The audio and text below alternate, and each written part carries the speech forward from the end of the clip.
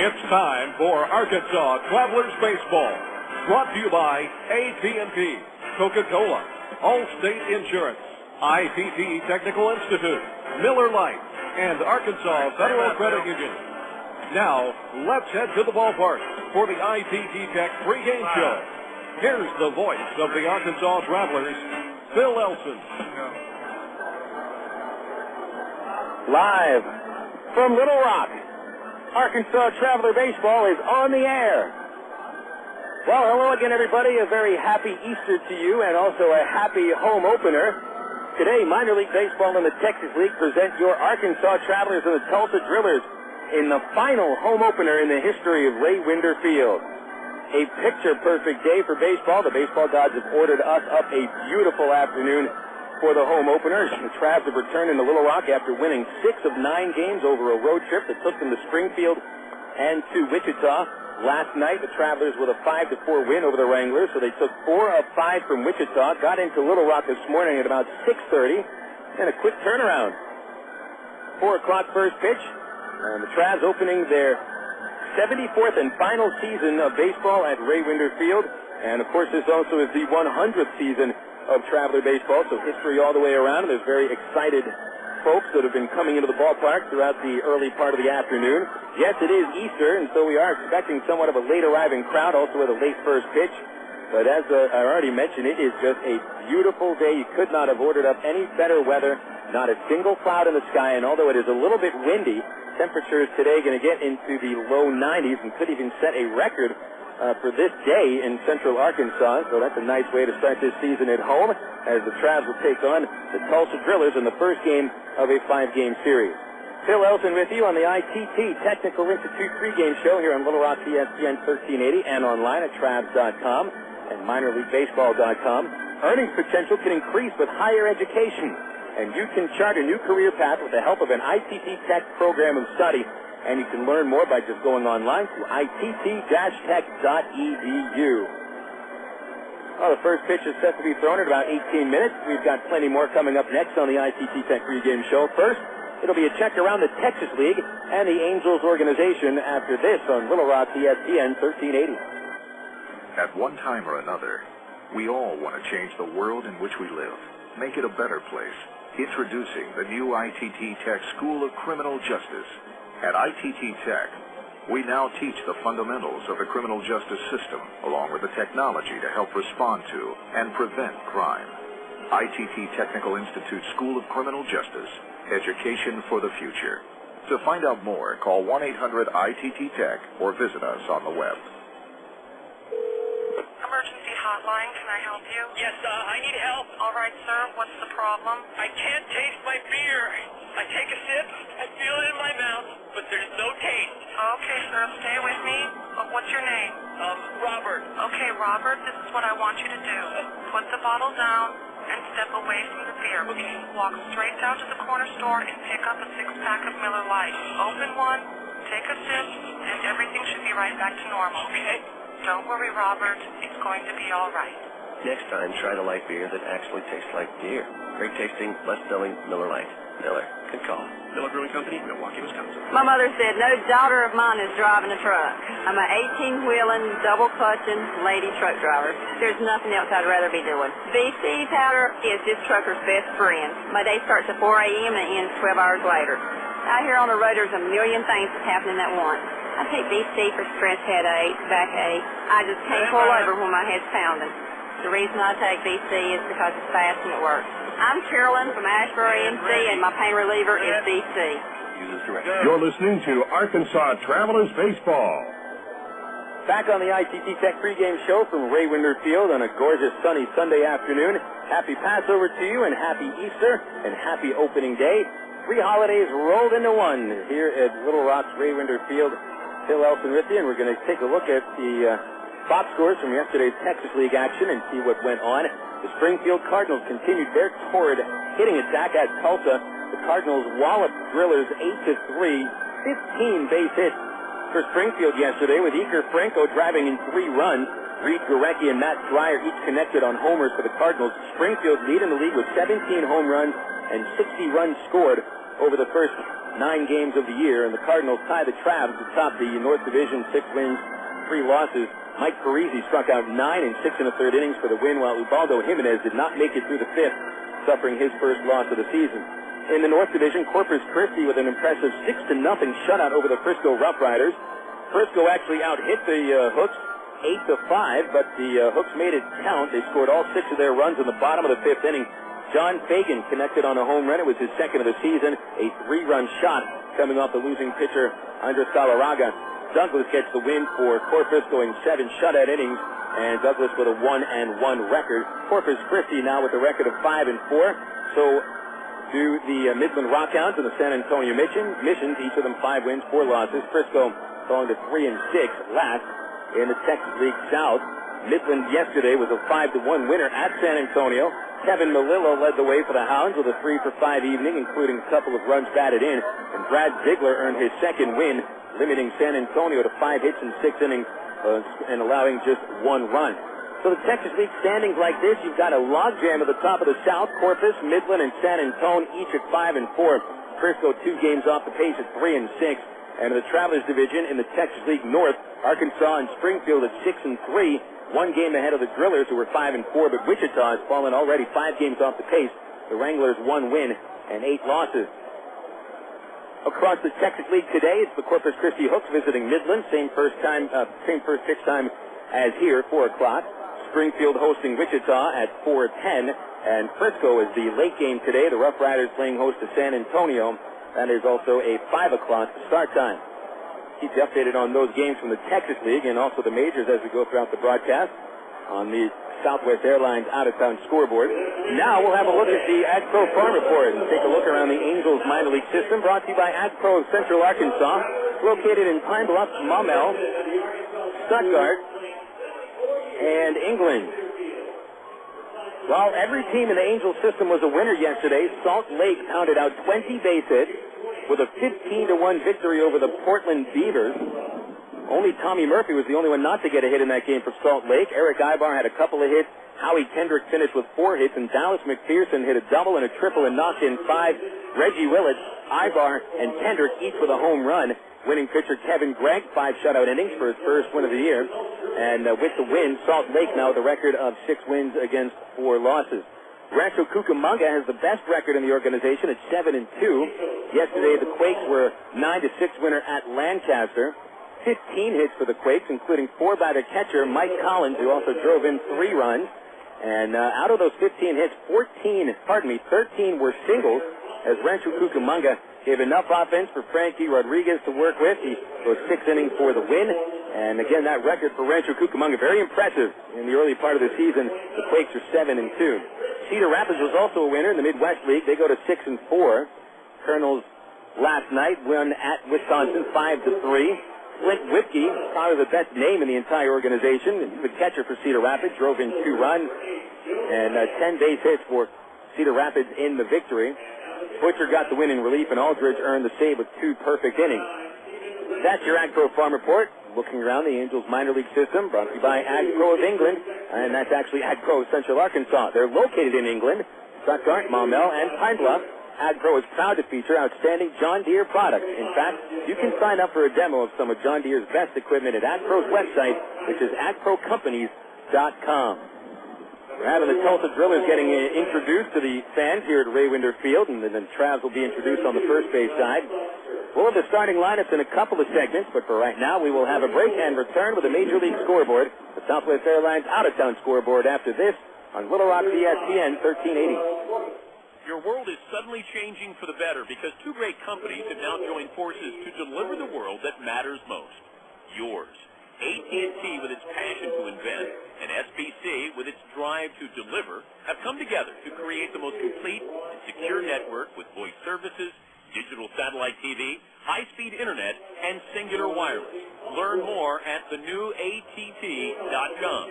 Introducing the new AT&T, your world delivered.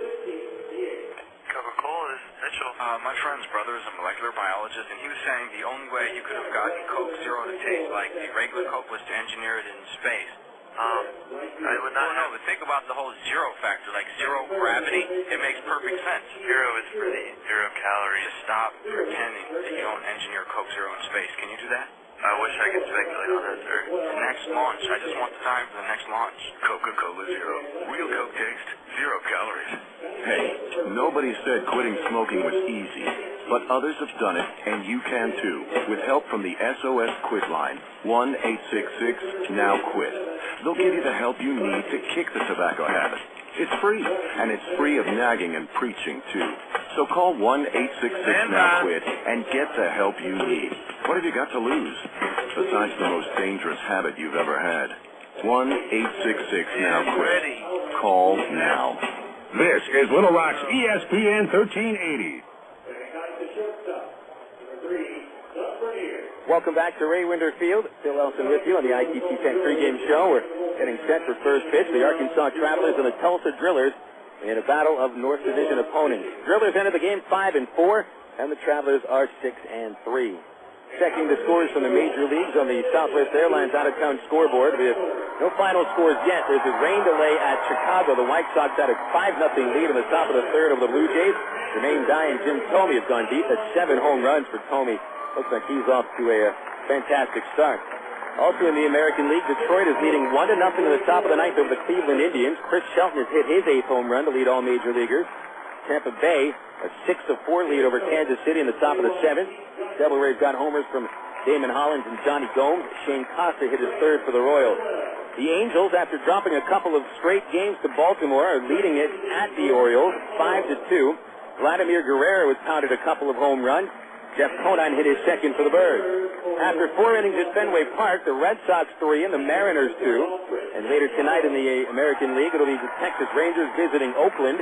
Cameron Lowe pitching for the Rangers against Dan Herron. And the Yankees are at Minnesota. Ching-Ming Wang pitching for the Pinstripes against Brad Radke. In the National League, it's the top of the 8th at Atlanta. The San Diego Padres tied with the Braves 3-3. Andrew Jones and Brian Giles hitting home runs in that ball game. Bottom 7 at Florida. Nationals and Marlins tied 3 apiece. Olivo is homered for the Fish. Church for the Nationals. Top 7 at Shea Stadium. It's the Mets 4 and the Milwaukee Brewers 3. Xavier Nady has hit his 3rd home run. And Milwaukee's Jeff Jenkins with his 2nd of the year. Top 7 at Pittsburgh. It's the Cubs 7 and the Pirates 3. Todd Walker and Aramis Ramirez have gone deep for the Cubbies. Craig Wilson hit his 6th for the losing Pirates. End of 3 at St. Louis. The Cardinals over the Cincinnati Reds 2-1. And the Colorado Rockies and the Philadelphia Phillies 0-0 in the top of the 2nd inning. 2 games later on in the National League. It's about to start now. Houston and Arizona at Chase Field. Fernando Nieva pitched for Houston. He was one of the top pitchers in the Texas League last year, and he'll be going up against Hernandez El Duque of Arizona with a 1-1 record. And on ESPN tonight, it's Dodgers against the San Francisco Giants in Los Angeles. Brad Hennessy and Jay Sau will be the starting pitchers in that ball game. And we will be sure to keep you updated on all the scores from the Texas and the major leagues on the Southwest Airlines out-of-town scoreboard as we continue to get through the broadcast today. We're about to have the starting lineup of the Arkansas Travelers announced. The Travs taking their spots along the first base line. And we will be having that starting lineup for you in just a couple of moments. Travelers starting the home schedule with a day game on Sunday, on Easter Sunday. And a decent crowd has come out as well on a day where certainly we can understand if you're a baseball fan, you decided, well, today's not the day to come out. But plenty more to follow for this opening homestand. It's a 10-game homestand, so there's plenty of time to come out and watch the Travs before we get into the month of May. Tomorrow it's going to be our first Screaming Kids Day of the season, brought to you by Pettigene Meats. Of course, it's really called School Kids Day. It'll start at 10:30 in the morning. And the buses will start to arrive at 9:30. Adults are welcome to come if you feel like braving it. There'll be a discount ticket in the sports section of the Arkansas Democrat Gazette. Coming up this weekend at Ray Winder Field, it's a magnetic schedule giveaway on both Friday and Saturday nights, brought to you by the Arkansas Health Coalition Incorporated and Comcast. Friday night is Organ Donor Awareness Night, brought to you by the Arkansas Regional Organ Recovery Agency. Miss Arkansas, Eudora Mosby, who is the spokesperson for Aurora, will be singing the national anthem, and she'll throw up the first pitch on Friday night. That'll be a 7:10 first pitch, and gates open 6:10. Same thing on Saturday, and said it's going to be a kids run the bases night after the game. Game will start 7:10. We've got our first Jim Elder Good Sport Fund Kids Clinic coming up 1 week from today, and that'll be Sunday, April the 23rd, with the first pitch thrown at 2 o'clock and the kids clinic beginning at 12:45. And be sure to come out early for that ball game and get the kids out early. Gates will open at 12:30, and again, that Jim Elder Good Sport Fund Kids Clinic starting at 12:45. It's also going to be AARP Day 1 week from today, and AARP members get free general admission just by showing that membership card. And the Travs will wrap up the series next Monday and Tuesday against Wichita. Discount coupon in the Democrat Gazette Sports section Monday, April 24th, and then on Tuesday, April 25th, is discount tickets at Exxon stations in the Little Rock area. We're about to have the national anthem performed. The Air Force sending a color guard out onto the field with the American flag and the Arkansas state flag. So we'll take a break while they have the national anthem performed. When we return, we'll give you the starting lineups for the Travelers and the Drillers here on the home opener at Ray Winder Field in 2006. Glad to have you with us. This is Little Rock's ESPN 1380. Star Wars Episode 1, The Phantom Menace. Apollo 13. Great films known for their award-winning special effects. To create the magic, Hollywood hires companies like Industrial Light and Magic. Industrial Light and Magic hires imaginative people like Aaron Fowle. Before he was a master of special effects, he was a media communications student at Webster University in St. Louis, where his talent took off. Today, he inspires the imagination at DreamWorks FKG. I'm Bob Costas, member of the board of Webster University. All Webster campuses around the world share the same belief. Education is more than just a degree. It's real knowledge for real-world success.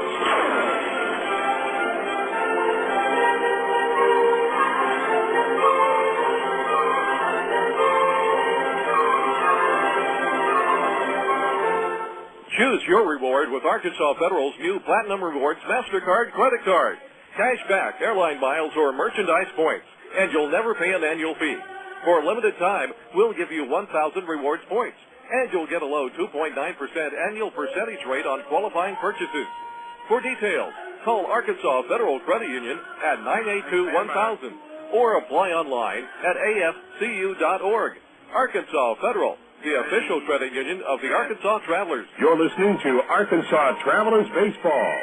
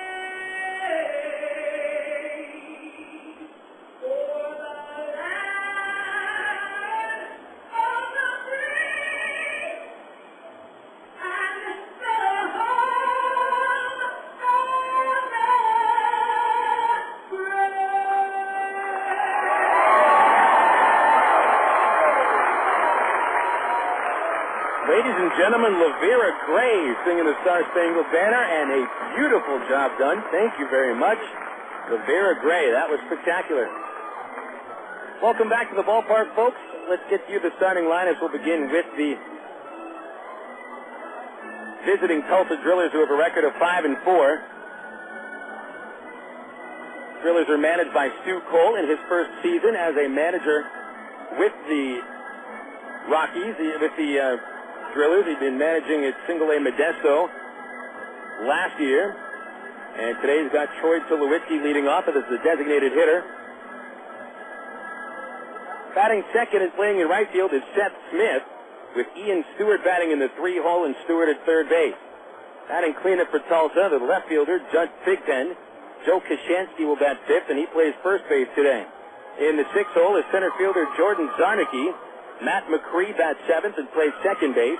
The catcher is Alvin Colina. He'll bat 8th. And Doug Bernier rounds out the starting 9 for Tulsa, playing shortstop.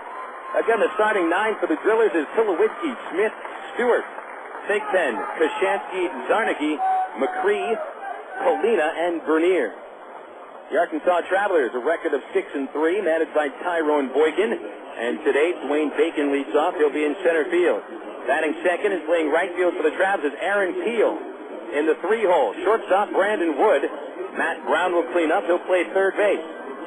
Traveler designated hitter Mike Elward batting in the 5 spot, with Jason Espedo hitting 6th and playing left field. Batting 7th and catching Bobby Wilson. Hitting 8th and playing first base Greg Porter. And rounding out the Travelers starting 9 is Eric Rodland. He's playing second base. And the starting 9 once again for the Travs is Bacon, Keel, Wood, Brown, Elward, Espedo, Wilson, Porter, and Rodland. Starting pitching matchup today. You got a right-hander for each team. Manny Corpas will pitch for the Drillers. 6 feet 2 inches tall, 180 pounds. A change-up specialist from New York, though he was born in the Dominican Republic. Second year for Corpas with the Drillers. Last year he posted 8 wins and 3 losses with a 296 earned run average. This year Corpas has had some struggles in 2 starts. He's given up a total of 12 runs in just 9 innings of work, so his ERA has ballooned to an even 10. Corpas did pitch against the Travelers last year, though not in the playoffs.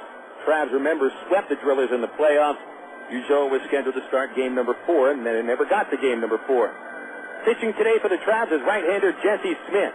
Smith will make his second Double-A start today, a former 6th-round pick from Illinois Valley Community College, by way of a few other schools as well. Jesse hailing from Lincoln, Nebraska, and in his 4th professional season, he's made 1 start with the Travs, got no decision on the opening game at Wichita on Tuesday.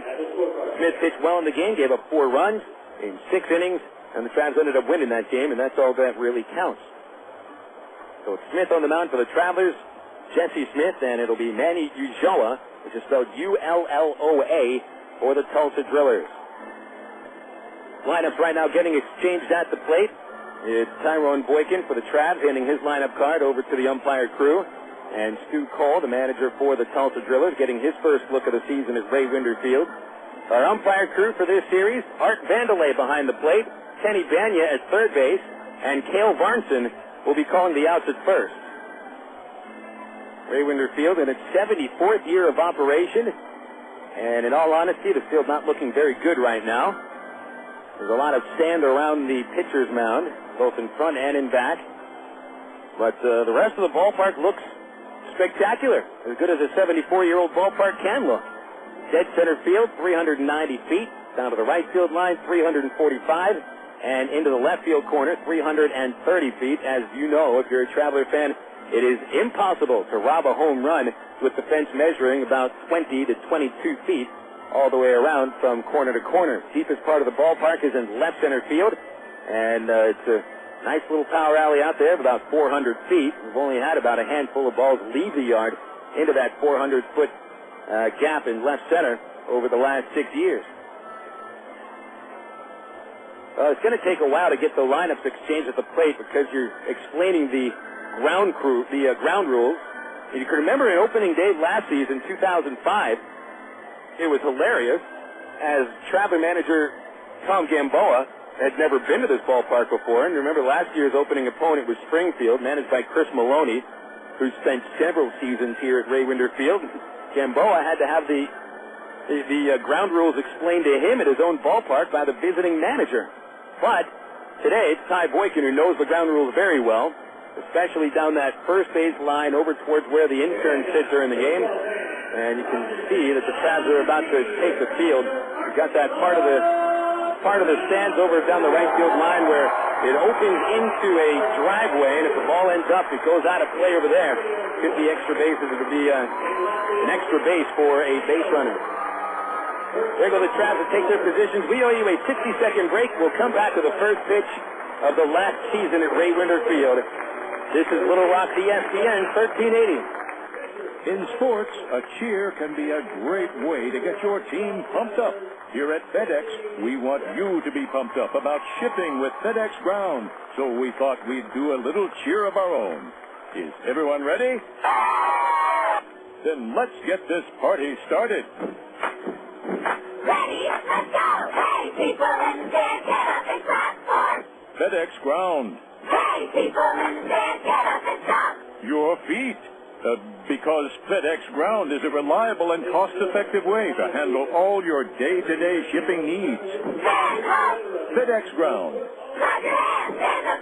FedEx Ground. Stop the beat. Go, team, go. That was Sticky Fresh. I do not know about you, but I am pumped to the max. Woo-hoo. For more information, go to FedEx.com. Relax. It's FedEx. KEXE, North Little Rock.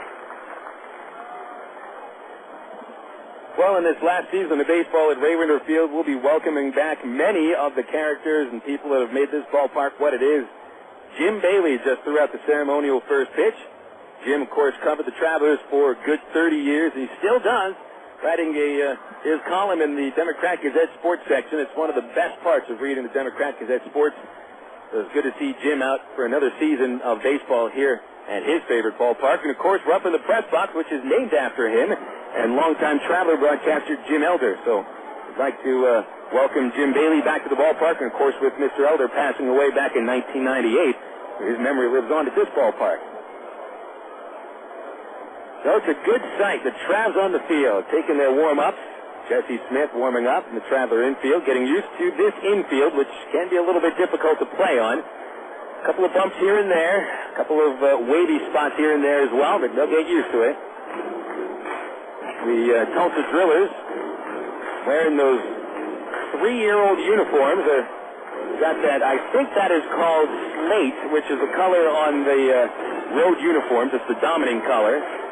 Got a little graphite in there as well. They changed the colors when the Rockies came on as their affiliate. This is the third season for the Rockies Drillers affiliation, and they just signed on for another 4 seasons. So had a very good relationship between those two teams. And the Travelers and the Angels in their 6th season of an affiliation, which has garnered the Travelers 1 Texas League championship and 1 East Division pennant. Of course, the East Division pennant came last year. And, boy, that just brings me back to the last pitch we saw last season during the championship series. I can't believe that was the last time we saw baseball here. Jason Espedo struck out on a 4-2 count to end that championship series, and it must have been the most controversial ending to a playoff series of all time.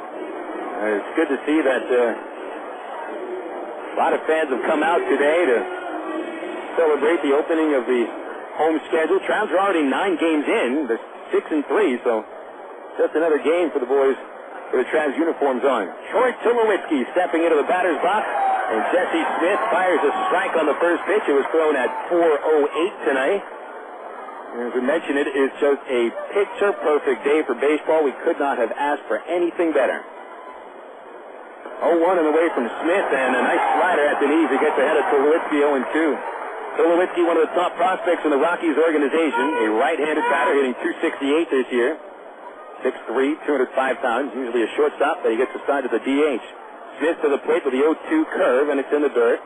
1 ball, 2 strikes on Tulowitzki. On deck is Seth Smith, and then Ian Stewart is hitting third in this prospect-laden lineup supported by the Drillers. Smith hides his face with a glove as he gets the sign. Now the big right-hander winds and deals the 1-2, and he hits the batter on the left leg. So Smith plunks Tulowitzki on his knee, and Tulowitzki started hopping down the first base line, but he's going to feel that a little bit, and he starts to limp. And he is favoring his right knee. So that is not a great way to start, neither for Tulowitzki or for Jesse Smith.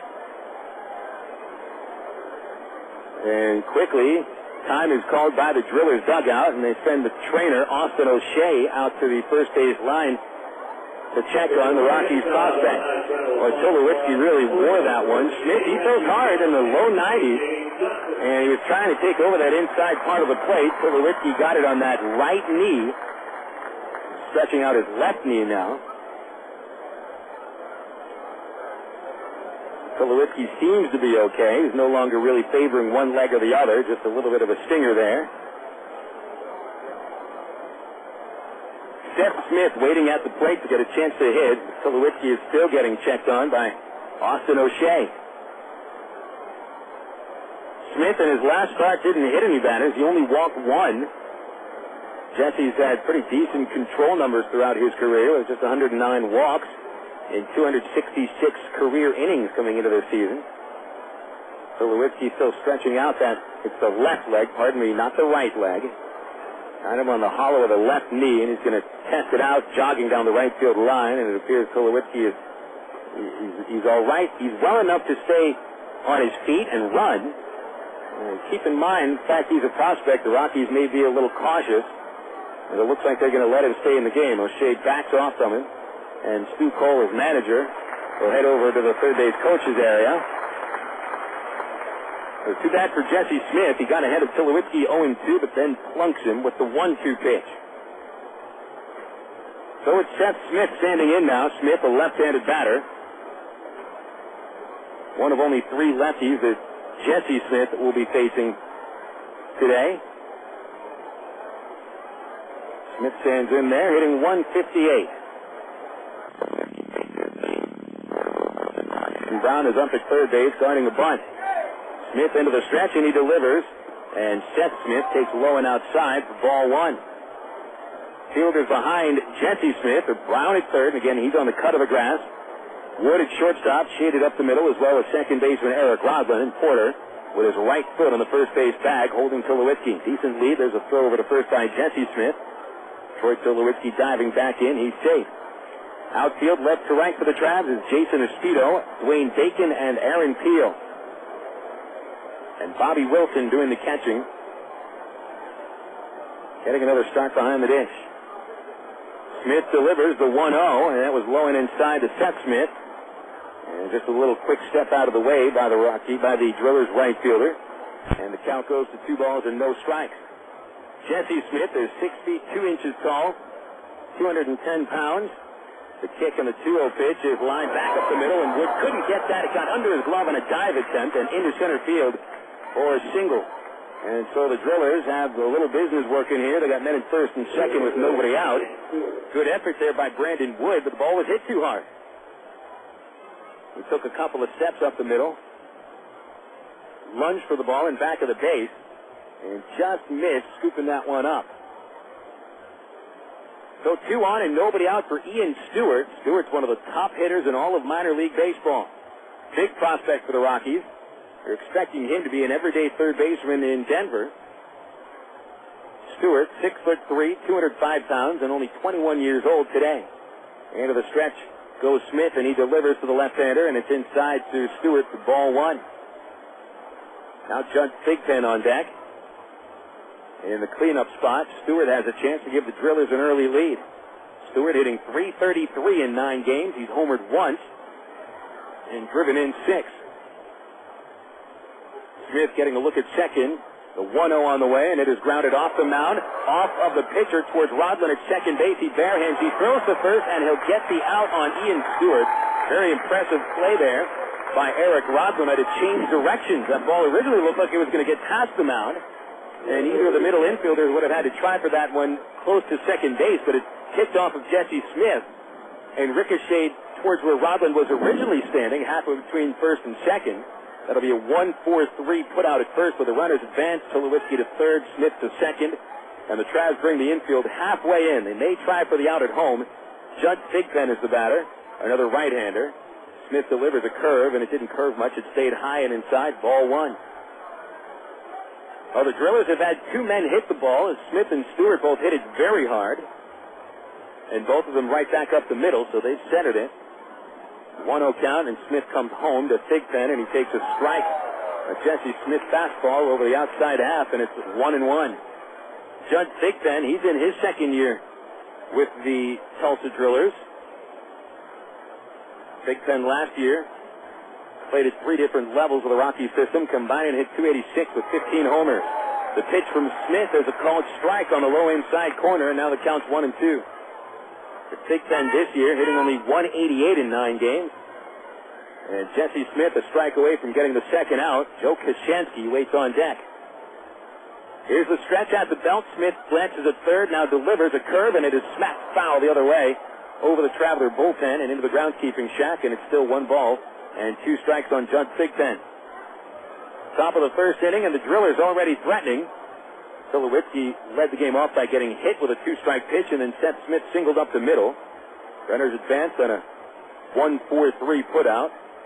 And now Smith trying to get rid of Thigpen for out number 2. Here's the 1-2, and the fastball missed a little outside, and that'll even it up. 2 balls, 2 strikes.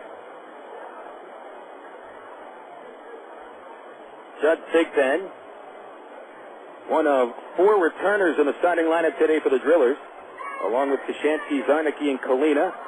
Doug Bernier also saw time with the Drillers last year. Smith comes home, and he missed outside, and it's ball 3. And now the count is full on Thigpen. Koshansky on deck. He had the second most amount of homers in the minors last year, and you don't want him coming to the plate with the bases loaded. Smith 3-2 is swung on and missed, and he struck him out using a fastball. May have put a little sinking motion on that one. And a nice job by Bobby Wilson, who's actually a foul tip. And Wilson held onto it, and that's the second out of the inning. For Smith, second strikeout of the year. And here is Koshansky. They don't come much taller than Koshansky. 6'4", 225 pounds. Great power to right field. He hit 38 home runs last year. 36 of them in the South Atlantic League. Left-hand hitter, 2 on, 2 out, and the first pitch is swung on and grounded to Brandon Wood. On the second bounce, he fields it. He fires across and ends the top of the first inning. Good job by Jesse Smith. He strands 2, gave up 1 hit, no run, and we'll go to the bottom of the first, and here come the Travelers against Tulsa on Little Rock ESPN 1380. A traveler nearing a great city asked an old man seated by the road, "What are the people like in the city?" Well, the man asked, "What were they like where you came from?" The traveler said, "They were horrible, mean, unworthy, detestable in all respects." "Ah," said the old man, "you'll find them the same in the city ahead." Scarcely had the first traveler gone on his way when another stopped to inquire about the people in the city before him. Again, the old man asked about the people in the place the traveler had just left. "They were fine people, honest, industrious, and generous to a fault," declared the second traveler. "I was sorry to leave." The old man responded, "That's exactly how you'll find the people here." I'm Mark Evans, pastor of the Church at Rock Creek. You know, the way people see others is really just a reflection of themselves. For more information, call 225-8684 or look on the web at www.churchatrockcreek.org. You are witnessing some intense pain here, folks. Throbbing muscles, swollen joints. This is pure torture. We're talking total body suffering. Not even the internal organs are... Bob, the game hasn't started yet. Game? I'm talking about me. Don't let orthopedic discomfort interrupt your life. Learn to manage it with Baptist Health in Ortho, Arkansas, the state's leaders in orthopedic medicine. To reach a specialist or for more information, call Baptist Health Helpline at 227-8478 and get back in the game. Oh, I can feel that hit up here. You're listening to Arkansas Travelers Baseball. Bottom of the first inning, and Manny Corpas about to complete his warm-ups for the Tulsa Drillers. Corpas, we saw him last year pitching for the Drillers in his first year with Tulsa. He went 8-3 with a 296 earned run average. Featured an outstanding changeup and good command with his fastball and a slider. In fact, Corpas pitched pretty well against the Travelers, especially in the last start of the season where he shut down Arkansas and picked up a win over 7 innings of work.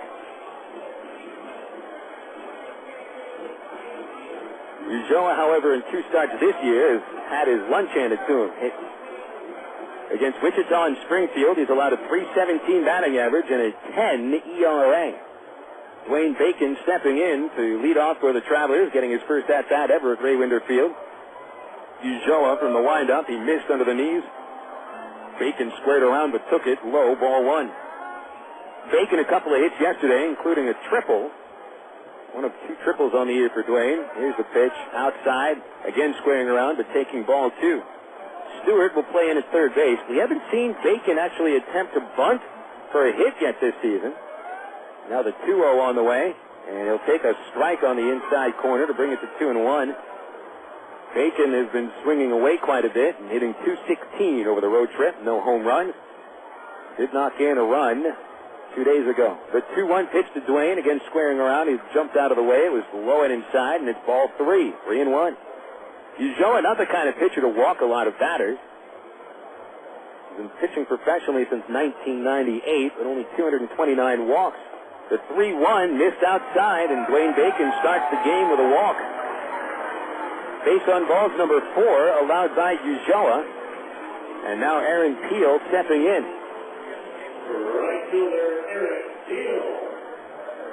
Peel, who a couple of days ago was one of 2 Travelers to collect 4 base hits.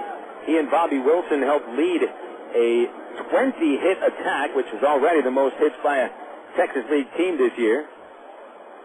And Peel finished 10 for 24 in the series at Wichita. Throw over to first by Ulloa, sending Bacon diving back in. He is safe.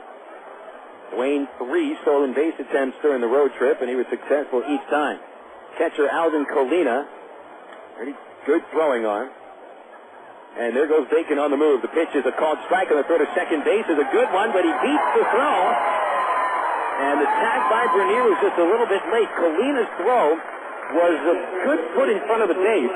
Bernier had to reach out with a glove in front of the bag and then sweep it across. And as he swept it across, Bacon got the foot in there. He steals his 4th of the season. No balls, 1 strike to count on Peel.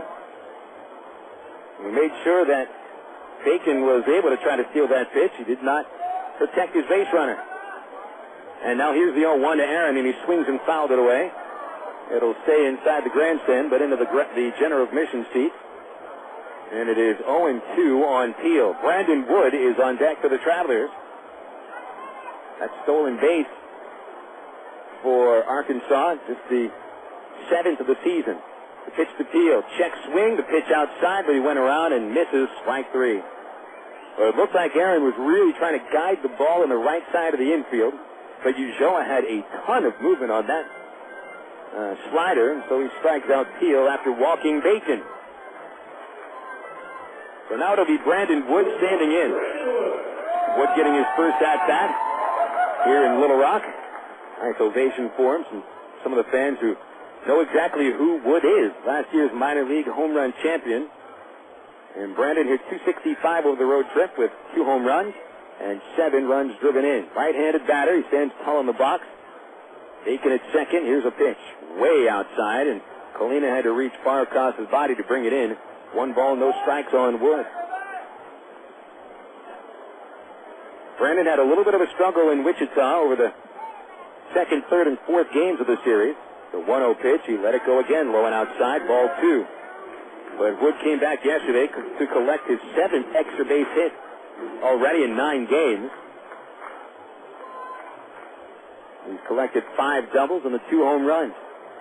A 2-0 pitch, and it hung in there for a strike, and Wood took all the way, 2-1. 0-0, bottom of the 1st here at Ray Winder Field in a home opening game in 2006. Ulloa quickly to the stretch. He turns towards second, but fakes the throw. Bacon stumbled slightly on his way back into the bag, but no one was there to cover. Matt McCree, the second baseman, is the closest to Bacon, but he backs off now. And the 2-1 to Wood, called strike 2 on the low inside corner as another spinner got in there for Ulloa. He has not thrown Wood a fastball yet, nothing but breaking pitches. And it does seem like the Texas League so far reluctant to give him a fastball. Here's a fastball, and Wood swings and grounds it up the middle. It is into center field for a base hit. Bacon around third, and he will score. And the Travs grab the lead in the 1st inning on Wood's 8th RBI of the year. Welcome to Little Rock, Brandon Wood. That's a nice way to start your home career in Little Rock for what we hope is only 1 season as an Arkansas Traveler before on to bigger and better things. And an RBI on his first swing at Ray Winder Field. So that stolen base for Bacon comes through, and the Travs turn a walk, a steal, and a single into a 1-0 lead. And now it'll be Matt Brown standing in. Brown had a great road trip, hitting .351 with 2 homers and 6 RBI, and played stalwart defense at third base. Wood will take a short lead, and the pitch is launched in the air towards shallow center. Here comes Zarnicki charging. Couldn't get there. Falls in for a base hit. Wood stops at second. Brown at first with the second base hit of the inning. And the Travs, who were swinging the bat very well in Wichita, continue to do so today. Travelers hit .296 over the road trip, and only one other team in the Texas League hit better than the Travs, and that was Springfield with .309 over 9 games. And now it'll be Mike Elward stepping up to the plate for the Travs. Elward, all he did over the road trip was hit .389 for the team-leading 9 RBI. And Elward, a third-year Trav, still trying to get up to AAA for the first time. Boy, he has done nothing to dispel the notion that he at least deserves a chance up there. Here's the first pitch to him. It is at the knees for a strike, and it's 0-1 on Elward. Elward, he's actually done Wood a little bit better with his extra base hits. He's collected 8 extra base hits over 9 games, 6 doubles, a home run, and a triple. 2 on, 1 out, and a 1-0 lead in the first. Ulloa deals, and Elward swung. Popped it up in a shallow center. Macri out from second base to make a backpedaling catch. He had no help from his outfielders, and that's out number 2. So 2 outs, and Jason Espedo will come up to the plate. It was Espedo who was the final batter of the season in 2005 in the championship series, when he took what everyone knew was a 3-2 pitch for ball 4. The only people who didn't know was ball 4 was the umpire. Forced him back into the plate, and he swung and missed a strikeout on a 4-2 pitch to end the championship series. Now let's see what Espedo can do in his first at-bat this year at Ray Winder. First pitch, a good swing, but a foul back, strike 1. 0-1 on Espedo, who did not play in yesterday's game. Had a day off as the Travs faced a left-handed pitcher. But Jason will get the start against all righties, and Ulloa, a right-hander. Oh, here's Jason at the plate, hitting .286 with 2 home runs and 4 RBI. Ulloa checks second and delivers, and Espedo's out in front of a changeup. He bounces it to the first baseman, Koshansky. He'll take it in all the way to first unassisted for the putout. The Travs are done in inning number 1. Buck to grab the lead, 1 run, 2 hits, no errors, and 2 stranded by the Wranglers. By the Travelers. We'll go to the top of the second. Arkansas 1, Tulsa nothing on Little Rock ESPN 1380. Did you know that more than 250 Arkansans are currently awaiting an organ transplant? And did you know that every 16 minutes, a new name is added to the organ transplant waiting list? You can help to reduce these numbers by registering to become an organ donor. Call the Arkansas Regional Organ Recovery Agency at 866-660-5433 or visit the Aurora website at www.arora.org to learn more. Become an organ donor. Give hope. In today's busy world, who has time for questions? Where to go, how to get there, what to eat? With over 30 locations in Central, North Central, and Northeast Arkansas, Double B's has the answers. Double B's makes it easy to stop in and get on with your day, wherever you are. Start your day with Double B's Coffee Cafe. Gourmet coffee, better than most coffee houses. Grab lunch on the go with delicious selections from Quiznos, Pizza Pro, Baskin Robbins, Chester's Fried Chicken, or Subway. Clean your auto with a car wash. And all Double B's locations feature pay-at-the-pump technology, so you're back on the road in no time. Make the most of your time and stop worrying about life's little questions. We've got the answers at Double B's. Dr. Pepper, the taste of originality, Dr. Pepper. Salute individuality, Dr. Pepper. Do what you do, your moment has come. You're not like anyone, nothing better. Dr. Pepper. This is Little Rock's ESPN 1380. We return to Ray Winder Field for the top of the second inning. Arkansas Travelers have grabbed a 1-0 lead thanks to an RBI single from Brandon Wood. And so Jesse Smith, who didn't start the game so well, hitting the first batter and then allowing a single to the next man, but then he stranded them in scoring position. So Smith off and running so far with an early 1-0 lead. The Travs have been a team to get ahead. In fact, they've gotten ahead of teams in each of the last 4 games, and that counts today. Jordan Zarnicki will step in to the batter's box for the Drillers.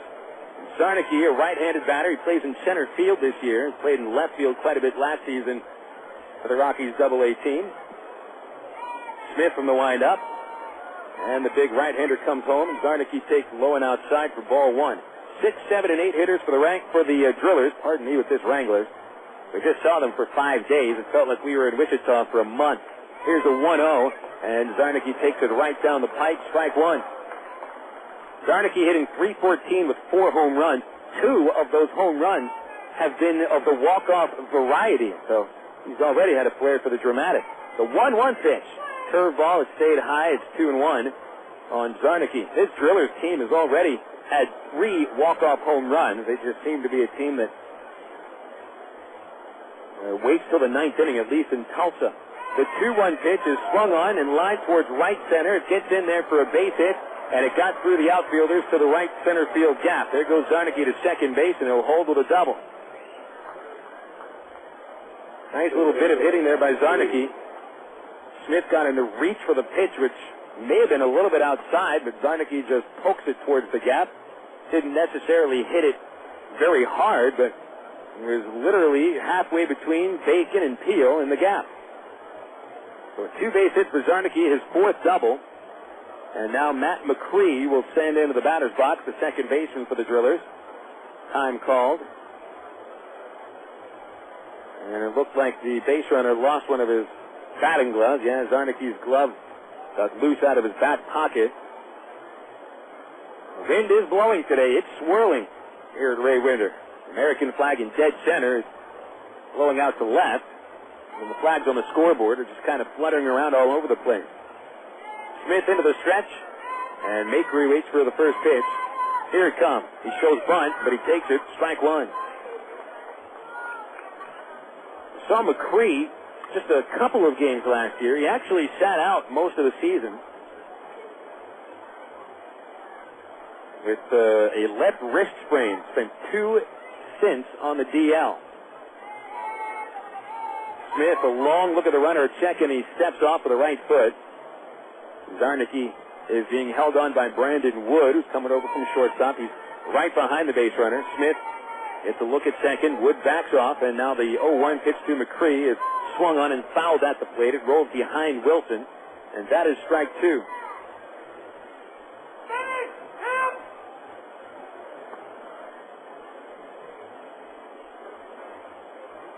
What I understand, the man that you just heard shout from underneath the crowd microphone, who shouted, "Finish him," I think that's Jesse Smith's father. And here's Jesse's 0-2. It's a curve, but it's low, ball 1. As I've heard from Ty Boykin, who managed Jesse Smith last year at Rancho Cucamonga for part of the season, that Mr. Smith is at every game that his son pitches, and that's wonderful. But any time that Jesse gets to 2 strikes on a batter, Mr. Smith screams, "Finish him." Here's the 1-2. It is swung on and popped up in a shallow center field. Dwayne Bacon coming in, Aaron Peel as well. Bacon couldn't get there. He dives at the last minute and cannot catch it. It falls in for a base hit. Zarnicki was holding at second base. He'll only make it to third. McCree will get credit for a single. And goodness, the Travelers, a little bit of a lack of communication there. Bacon didn't get a good read off the bat. He was late charging in from center. I think Aaron Peel thought that Bacon was going to have that one, and Eric Rodwin, the second baseman, was also late getting out there from the infield. So that's a big mistake. Instead of 1 out and a man at second, there's nobody out, and runners at the corners for Tulsa. Alvin Colina standing in, power-hitting catcher, .231 average, 2 homers, 3 RBIs, playing in his 6th game. Infield looking for a double play ball. They'll give up the run. Here's a pitch to Colina. He swings and fouls it back. He just tried to yank that one over Rick's Armory in left field. No balls, 1 strike on Colina. I can remember last year, he pounded the Travelers last season, whether it was here in Little Rock or whether it was over in Tulsa. Colina was a very feared hitter when it came to Traveler pitchers. Here's an 0-1. He swings and grounds it off the mound towards short, picked up by Wood. He steps on second, throws to first, and they will get the double play. But on the twin killing, Zarnicki scores from third base to tie the game. It'll be 6-3 with the double play. No RBI for Colina. The bases are now empty. And there's 2 outs with Doug Grenier coming up.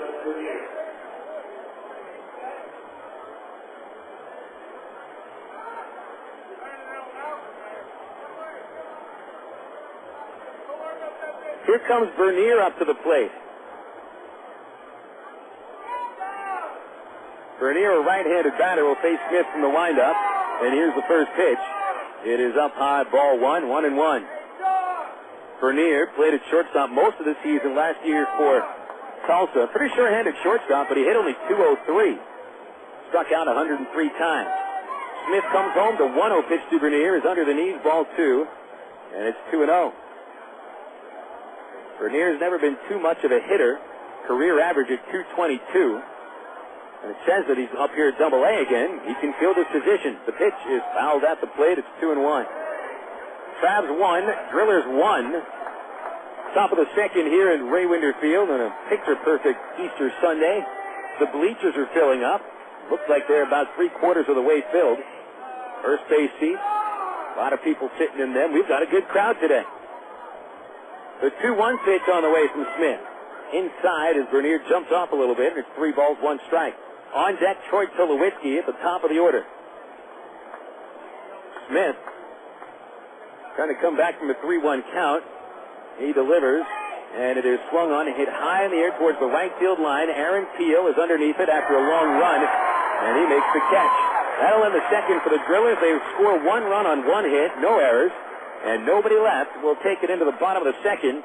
Drillers just tied the game. It's 1 apiece going into inning number 2 here on Little Rock's ESPN 1380. The romance begins at Cupid's. Choose from Central Arkansas's largest selection of apparel and lingerie in every size, style, and color. And don't forget the wide selection of menswear, toys, massage oil, and lotions. It's Cupid's Lingerie and more. 2585 Donahue Street in the Townsend Plaza, Conway, 65th and Scott Hamilton, and 9700 North Rocky Perham in Little Rock, plus 3360 Central Avenue in Hot Springs. Just look for the purple neon hearts, and you'll know you're in the right place. Cupid's Lingerie and more. Hey fans, it's easy to get discount tickets to Travs games all year thanks to Ruddy Ice. Arkansas's #1 ice company, Ruddy Ice presents Ruddy Ice Wednesdays at Ray Winder Field. Just pick up a discount coupon for any Wednesday Travs home game anywhere Ruddy Ice is sold, like most Shell and Exxon gas stations. Bring the coupons to the Travs box office for $3 general admission tickets to any Wednesday home game. That's Ruddy Ice Wednesdays at Ray Winder Field all season long. Thanks to Arkansas's #1 ice company, Ruddy Ice. Emergency hotline, can I help you? Yes, I need help. All right, sir, what's the problem? I can't taste my beer.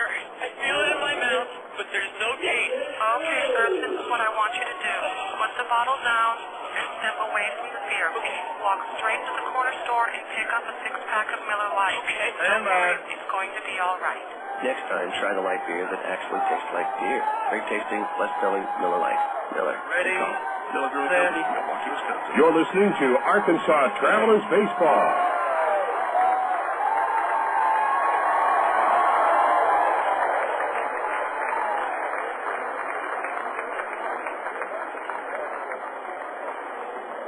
We go to the bottom of the second here at Ray Winder Field on Little Rock's ESPN 1380 and MinorLeagueBaseball.com.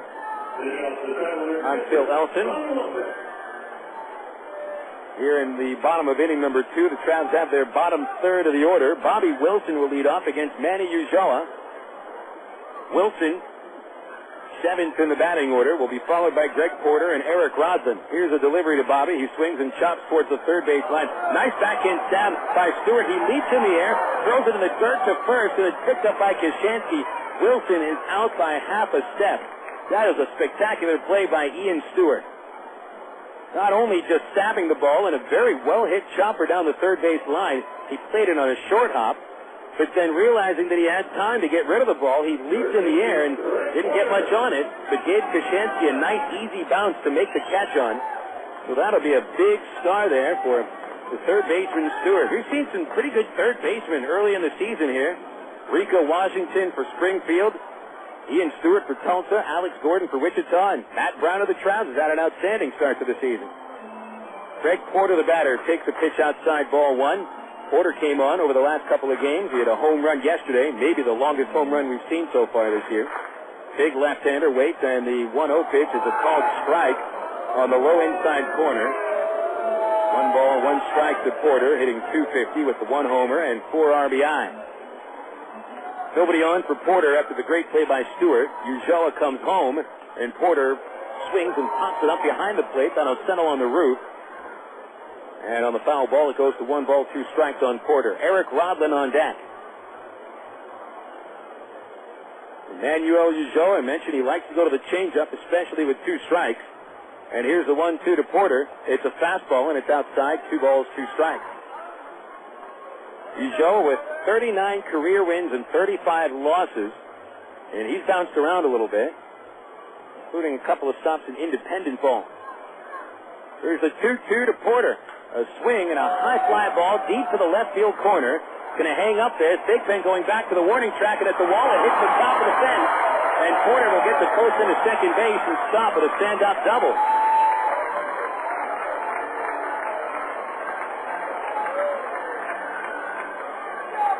Two-base hit for Porter, his second of the season.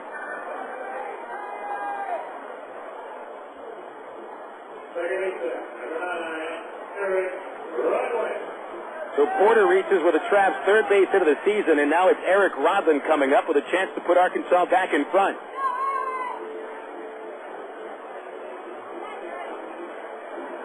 Rodlin, although he got yesterday off, he really came on Thursday and Friday. Finished with 2 RBIs and 2 hits on Friday night, and the left-handed hitter takes a strike over the outside corner, and it's 0-1. Both Bobby Wilson, Greg Porter, and Eric Rodlin, all 3 of those batters had a little bit of a slow start in the Springfield series, but they came on in the last 3 games at Wichita. The 0-1 to Rodlin is the changeup, and it's outside. It's 1-1. So Porter at second base with his 6th hit over the last 13 at-bats. Rodlin is 5 for his last 9. Ulloa getting a look at Porter. No one holding. He goes to a slider, and it breaks over the outside corner for strike 2. 1 ball, 2 strikes on Rodlin, who is very much a contact hitter. You won't see him strike out much. Only 2 strikeouts so far for Rodlin over 6 games. And he chokes up a little bit. Here's Ulloa's 1-2, and it's slowly rolled towards shortstop. Bernier charges, gloves it, and underhand flips to first. And he retires Rodlin 6-3. Porter advances from second to third base. Top of the order now, and Dwayne Bacon coming up for the Travelers. The go-ahead run is 90 feet away in the bottom of inning number 2.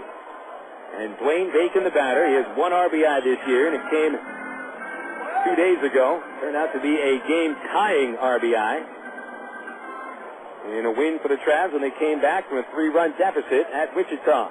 Bacon will bat from the left side, and a pitch on the way. It is low, ball 1. The Travs have scored 2 runs in the early part of the season on wild pitches. Ulloa has uncorked 1 wild pitch this year, and only 35 in a career that's lasted since '98. 1-0, swing and a tip held on by the catcher, and it's 1 ball, 1 strike. Outfield plays for Bacon to go the opposite way, but the right fielder Smith is fairly deep. Of course, deep at Raywinder Field. His average depth at right field, most other ballparks. Ulloa home with a 1-1, and Bacon takes strike 2. Nice pitch on the inside half of the plate, and it even backed him off a little bit. Tried to bring the fist inside, but did not swing. 1 ball, 2 strikes on Bacon. With Porter at third and 2 outs. Game tied at 1 in inning number 2. Ulloa delivers, and Bacon tilts low and away, and it's 2-2. First game for Bacon ever here at Raywinder Field, as he's been with the Cubs organization for all of his career until this season when the Cubs traded him to the Angels. Good pickup by the Angels as well. Here's the 2-2. Swung on and topped out of play. That'll get on top of the press box. Still 2-2 to Bacon.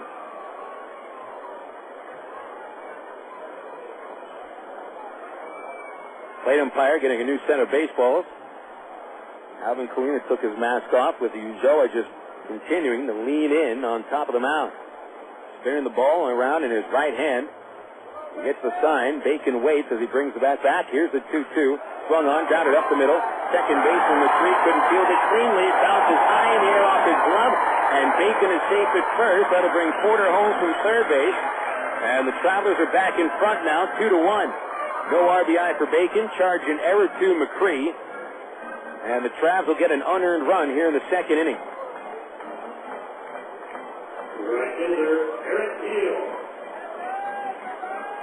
For the Drillers, it's their 9th error of the season. Macri, who's getting his 10th start at second base with his 3rd error. And Aaron Peel is the batter, but first a throw over to check on Bacon. He's back in there. Bacon stole second base last inning and then scored on a single by Brandon Wood. See if he's going off here. He stays. Peel takes. Ball 1, high and outside. 1-0. Aaron Peel struck out on 3 pitches in the first inning. But now he doesn't really have to worry about moving a runner up. With 2 outs, he can swing away. The 1-0 is swung on, grounded hard right to the shortstop Bernier.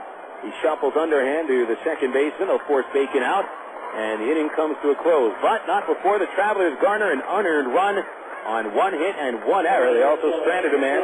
And we'll go into the top of the 3rd inning. It's the Travelers 2 and the Drillers 1 on Little Rock ESPN 1380.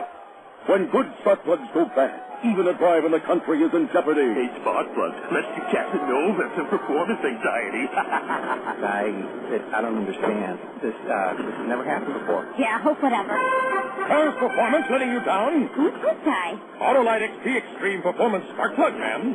You seem different from the other spark plugs. I have iridium-enhanced fine wire technology for faster ignition and optimum performance. Ooh, that's hot. Autolite, it's time to change your plugs. About 3 months ago, I put a new shaft in my driver, and let me tell you, I am hitting the ball 18 yards farther than I have ever hit in my life. It's the Mitsubishi Rayon Diamante shaft, and it's also won 8 times on the tour this year, including the Masters. For 20 years, Mitsubishi Rayon has built the high-performance shaft in Japan, and now they brought it to America. The Diamante is available in 6 different weights from 53 to 103 grams and multiple flexes. Go to MitsubishiRayonGolf.com, and you too can start hitting the ball farther than you've ever hit in your life. I guarantee it. It's ironic.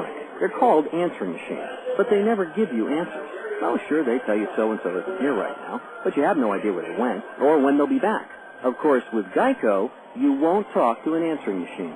They have thousands of car insurance specialists standing by, so you always get answers from a real live person. No wondering, no waiting, no irony. Geico's customer satisfaction stands at 97%. How would you rate your car insurance company? Geico. 1-800-947-AUTO. This is Little Rock's ESPN 1380. Top of inning number 3, and the Travelers leading 2-1 over the Tulsa Drillers here in the home opening game at Ray Winder Field. Join us again tomorrow morning, 10:30, first pitch on Screaming Kids Day, brought to you by Pettigene Meats. We'll have the ITT Tech pregame show at 10 minutes after 10, about 10 minutes after I wake up. Travelers 2, Drillers 1, top of the order for Tulsa. Troy Tulowitzki at the plate. Jesse Smith will go from the windup. And the Travelers starter begins the inning with a ball high and outside. Tulowitzki, Smith, and Stewart here in inning number 3. Smith got ahead of Tulowitzki in the first inning, but then hit him with a pitch. Here's a 1-0. Tulowitzki swings and fouls it back into the net. 1 ball, 1 strike.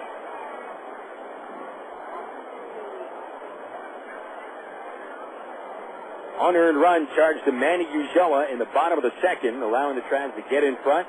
Matt Macri with the error, bringing the run home. A 1-1 pitch, and it's a little up high to Tulowitzki. 2 balls, 1 strike. Tulowitzki got an invite to Major League Spring Training this year. He's not yet on the 40-man roster. It's just his second season.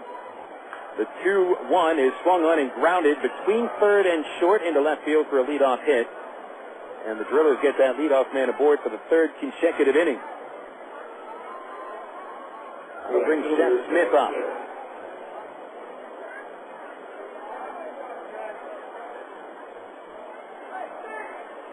Smith standing 6'3", 215 pounds, out of Ole Miss, a second-round pick in 2004.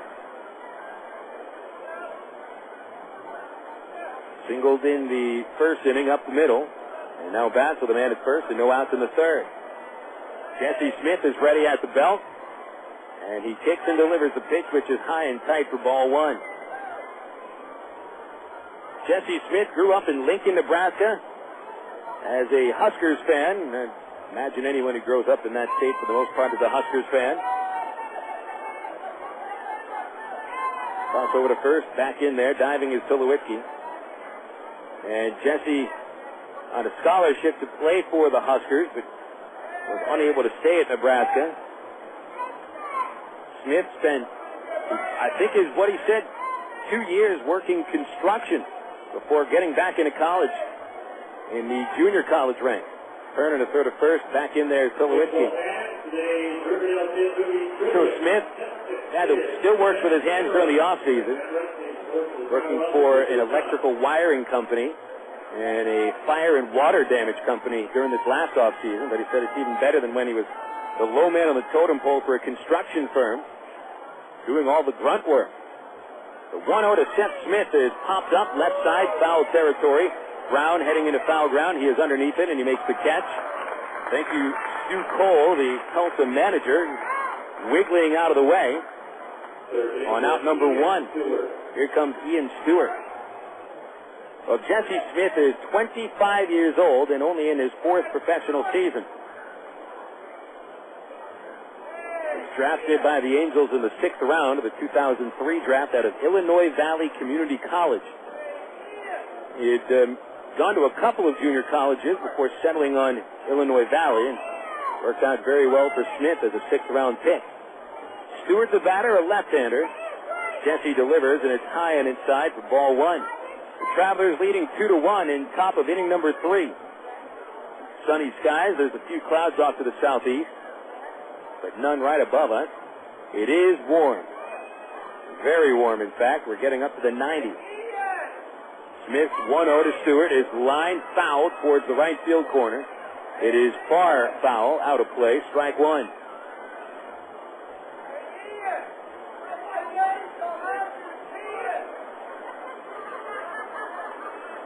Ian Stewart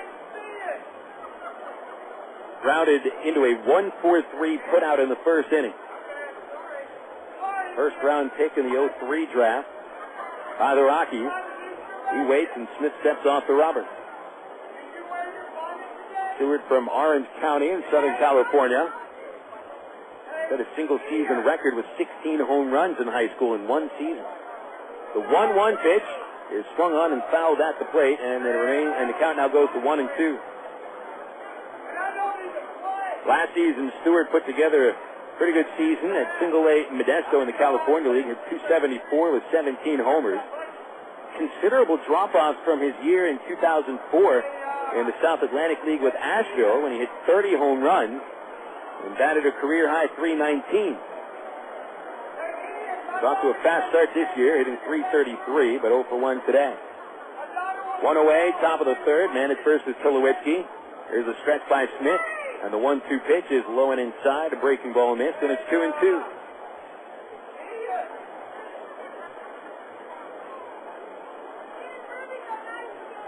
Brown way off the line at 3rd. Travelers infield at double play depth. Porter does hold the runner on. Stewart, decent speed. And here's Smith's 2-2 pitch, and it's in the dirt, dug out by Bobby Wilson. And now the count is gone full, 3-2 on Stewart.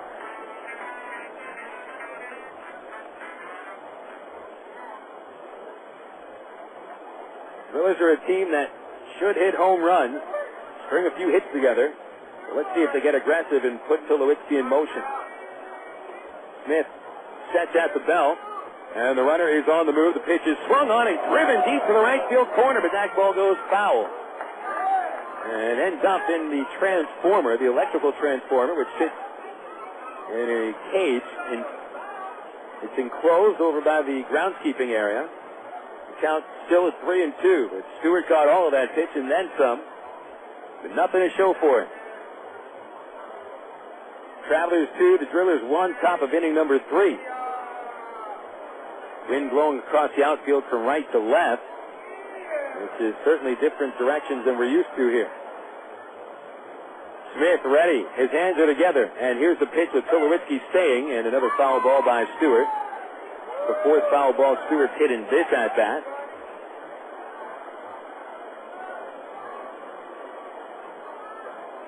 And he forces Jesse Smith to work a little overtime.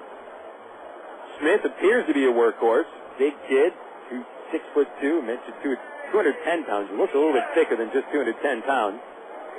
and somewhat muscular. Throw over to first by Smith. Back in, diving with Tulowitzki. Jesse is not a bulky guy. His body does seem to be in proportion. And with those calloused hands from all the construction work, good pitching hands. Runner going, swinging a ground ball back to the mound, played by Smith. He only has an out at first base, and that's where he gets it. With an underhand flip to Greg Porter, Tulowitzki stays out of the double play, running with that pitch, and he is safe at second base.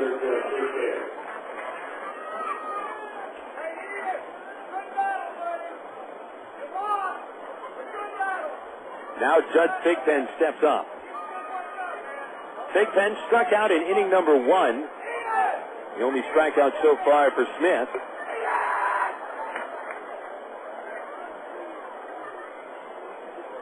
Tulowitzki out to the lead. 5 feet off the base, now about 6 feet. Rodlin is the closest to him. Smith is ready. He kicks and delivers to Thigpen, and it is swung on and hit towards the gap in right field. Heel is there, however. He reaches up and makes the catch. And Jesse Smith pitches around another leadoff hit. No runs, 1 hit, 1 stranded. And we'll go to the bottom of the third with the Travelers leading Tulsa 2-1 on Little Rock, ESPN 1380. From the hilltops of Atlanta to the California sand. Come on, one day across the nation. Yeah. I'm a burrito in a great time.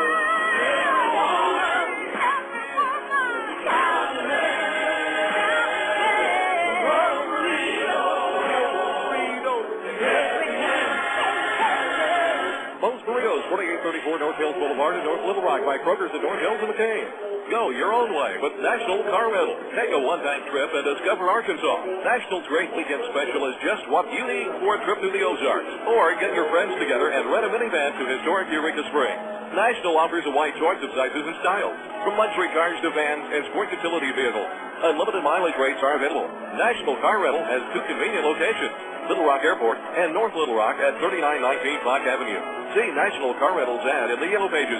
Go your own way with National Car Rental. 1, 2, 3. We're at the supermarket checking out shopping lists. Oh, here's mine. Let's see. Milk, cheese, yogurt, ding, ding, ding. Oh, do I win? Well, actually, you probably lose. What? Lose inches. Oh. These studies show that people following a proper reduced calorie diet that included 3 servings of milk, cheese, or yogurt every day had better weight loss results and trimmed more from their waistline if they just cut calories alone. So eat 3 cool, creamy servings of milk, cheese, or yogurt a day. Wow, I consider that a win. Have you had your 3 today? You're listening to Arkansas Travelers Baseball. Bottom of inning number 3 at Ray Winder Field, with Travelers shortstop Brandon Wood leading off against Emmanuel Ulloa. The Travelers 2 and the Tulsa Drillers 1. Wood put the Travs in front of the first inning with an RBI single, and this will be his second at-bat of the game. Matt Brown and Mike Elwood will follow against Ulloa, who has allowed 2 runs, 1 of them earned over the 2 innings. Struck out 1 batter and walked a man. Here's a delivery to Wood, low and outside for ball 1. Phil Elson with you here today and tonight. It's going to be an afternoon/night game. The 1-0 is on the way to Brandon, and he took it low. It's ball 2. 2 balls, no strikes on Wood. Ulloa likes to work quickly. He gets the sign and comes home with 2-0 pitch, and Wood smacks it deep to the left center field gap. That one gets down for a hit, rolls all the way to the corner, 400 feet away. And Brandon Wood will stop at second base. A stand-up double with a cutoff throw coming to the infield. So Brandon Wood is impressing here in his first game in Little Rock. A single, an RBI, and now a double for his 6th double of the year.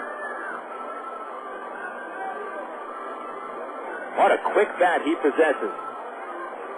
You wouldn't expect to see it when you look at Brandon because he's not bulky. He doesn't look like he's strong, but I tell you what, he just whips that bat right through.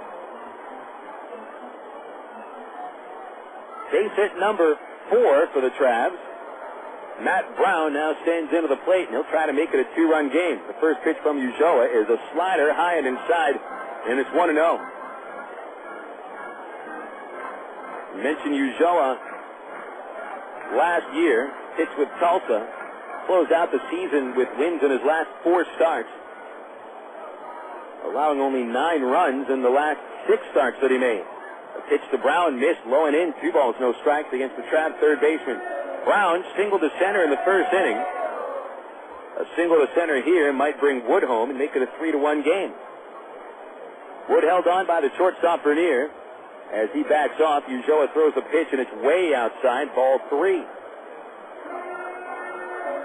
3-0 to Brown. Matt Brown now with 14 base hits for the Travs, tying him with Mike Elwood and Aaron Peel for the team lead. Chance for the 15th. And here's the 3-0. It's right down the middle, 3 balls, 1 strike.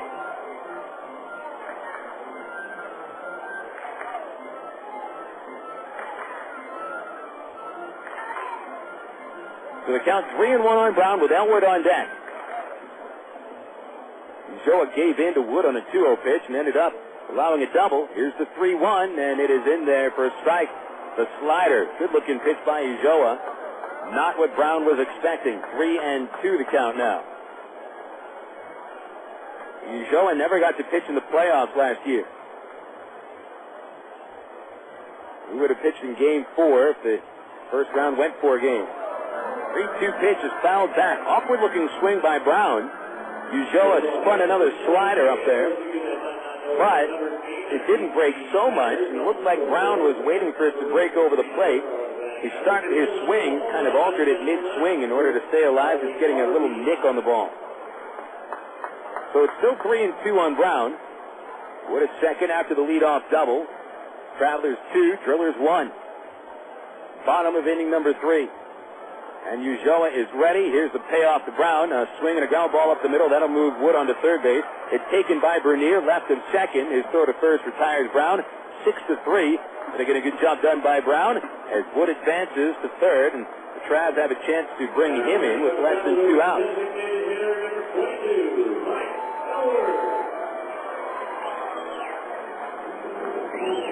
Now it'll be Mike Elwood coming up. The Drillers bring the infield in. Elwood popped out in the first inning, getting his second at-bat of the game right here. Here's a stretch, and Ulloa throws it. Elwood swings and fouls it back, strike 1. A nice hack at that pitch. Elwood last season was Mr. Ray Winder Field, hit .342 here in Little Rock.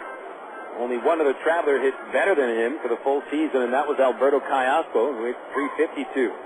The pitch to Elwood is low and inside. 1 ball, 1 strike. Travs as a team hit .306 at Ray Winder last season. They were the best home team in the Texas League. Elwood trying to knock in Wood from third.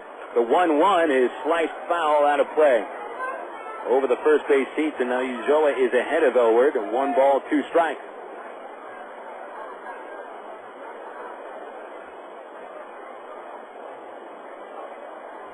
Elwood has struck out just once this year. He continues to improve as a batsman, about as steady as they come right now. The 1-2 on the way, inside, almost hit him. As Elwood jackknifed away from that felt high fastball, but a good 1.5 feet inside the plate. Wood waiting to charge from third base, and the infield halfway in. The 2-2 to Elwood, swing and a miss, and Ulloa strikes him out. For only the second time this year, Elwood strikes out, and that came on a slider. Big out for Ulloa, his second strikeout of the day.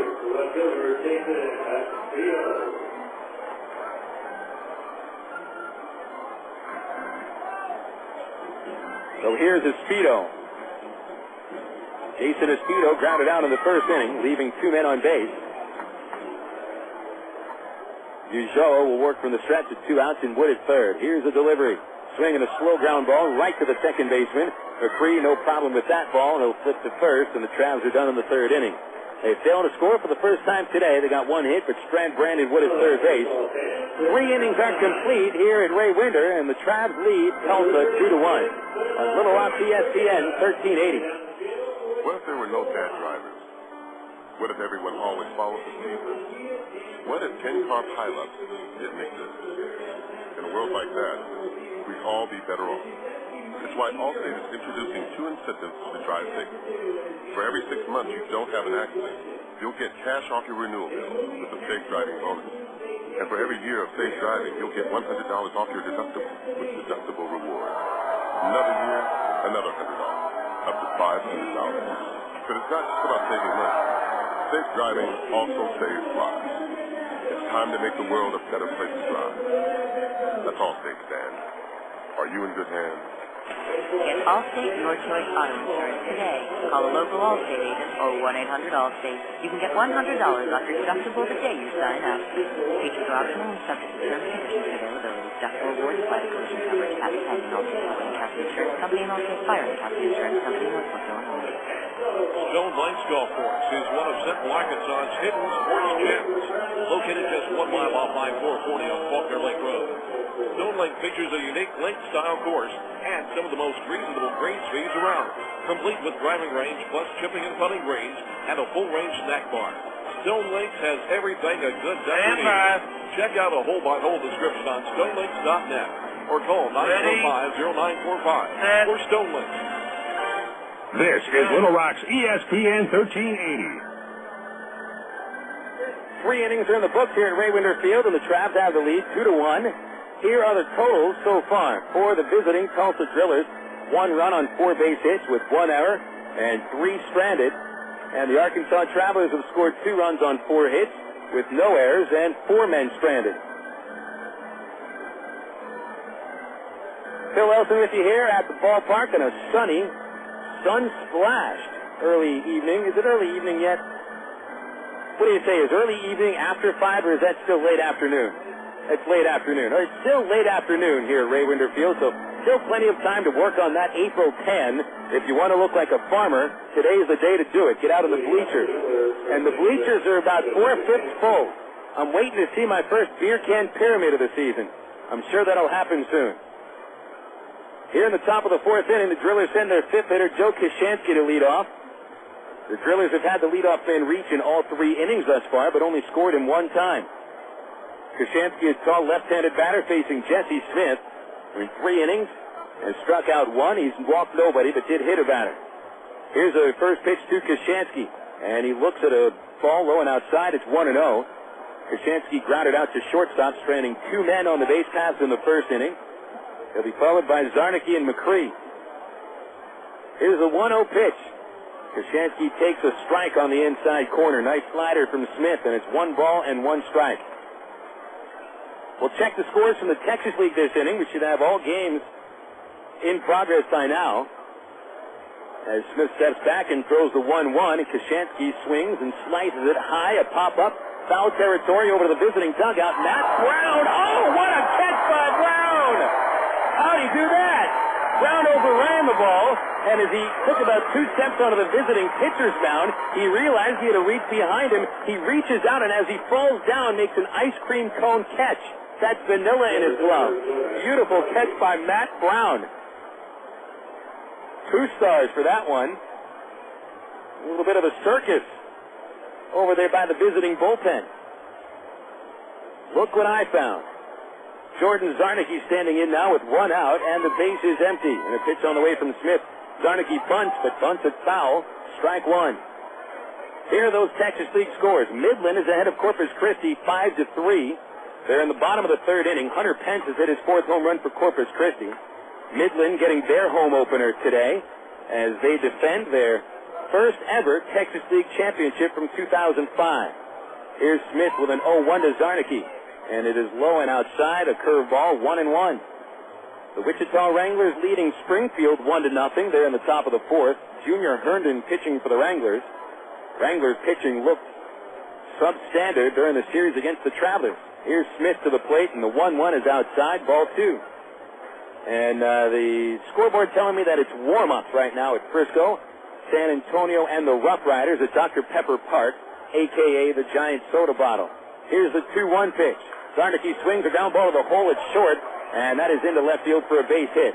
Zarnicki now 2 for 2 with a double and a single. And the Drillers, actually actually out hitting the Travs so far, 5-4.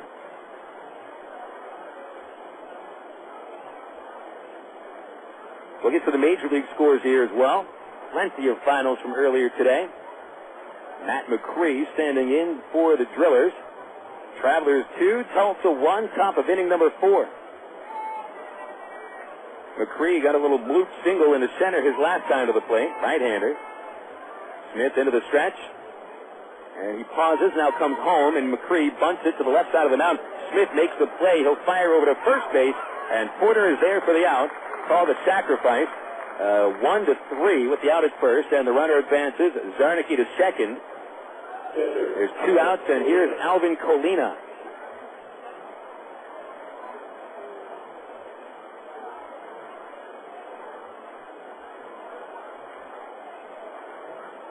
We mentioned about how Colina hit against the Travelers last year, and he hit one of the longest home runs I've seen at Ray Winder Field. It went over the left center field fence and onto the freeway. It must have been 450 feet. Colina hit 5 home runs in 14 games against the Travs in 2005. Big right-handed batter, and the first pitch from Smith is low and away for ball 1. We'll get to those Major League scores next inning. Let's focus on the situation at hand. Colina stepping up. He had bounced into a double play in the second inning, but that did lead to a run for the Drillers. Ground out will do nothing here, but bring the Travs to the plate in the bottom of the 4th. Smith with a 1-0, and that's in the dirt. Bounces off the shin guard of Bobby Wilson and all the way to the back screen. It is a wild pitch, allowing Zarnicki to move to third base. And the count is 2-0 now on Colina with Doug Bernier on deck. So Smith uncorks his first wild pitch of the season. While he hasn't walked anybody today, he's thrown the wild pitch and hit a batter.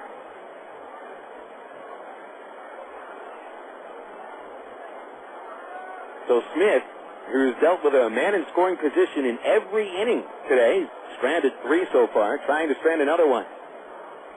But a hitter's count on 2-0. And Smith delivers the pitch to Colina, and he takes a strike at the knees.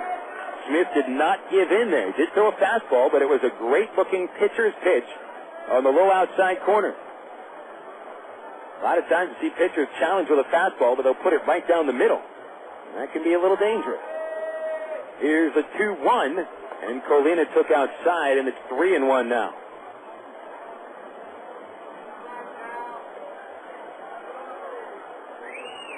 Has the feeling that Jesse Smith is living a little bit on the edge. Drillers have had chances in every inning. Here's a 3-1 to Colina. A swing and a line drive into left field. It's going to fall in for a base hit. Nice job by Espedo taking that very quick hop off the left field grass. It almost got behind him, but he reached up. And it looked like more or less he was defending his face. The ball might have ended up on his nose. But Colina's 2-out single ties the game. It's a 2-2 score now. RBI number 4 for Colina, and he's been responsible for driving in both runs for Tulsa. Now Doug Bernier will bat, and Bernier is 0 for 1. He flied to right field in the second inning. Smith from the stretch. A fastball is low, 1-0. 2 runs on 6 hits for the Drillers. Travs answering with 2 runs on 4 base hits. Tulsa committing the game's only error thus far. Colina will take a short lead. He does not run all that well. And now Jesse Smith to the plate. The 1-0 is up high, and it's 2 balls, no strike.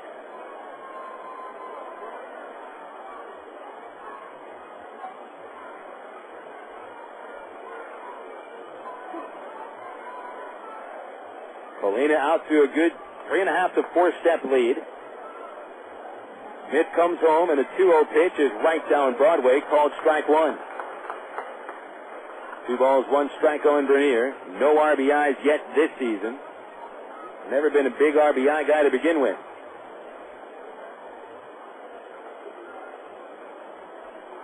Jesse Smith ready. Sets under the belt. The kick and the 2-1 pitch to Bernier is hit in the air to shallow right field close to the foul line. Aaron Peel coming in, and he makes the catch in foul territory to end the 4th. The Drillers are able to tie the game with 1 run on 2 base hits. No Traveler errors, 1 man stranded. Bottom of the 4th coming up here. The Travs tied with Tulsa 2-2 on Little Rock ESPN 1380. Choose your reward with Arkansas Federal Steel Platinum Rewards MasterCard. Cashback, airline miles, or merchandise points, and you'll never pay an annual fee. For limited time, we'll give you 1,000 reward points, and you'll get a low 6.9% annual percentage rate for the life of balance transfers. For details, call Arkansas Federal Credit Union at 982-1000 or apply online at ascu.org. Arkansas Federal, the official credit union of the Arkansas Travelers.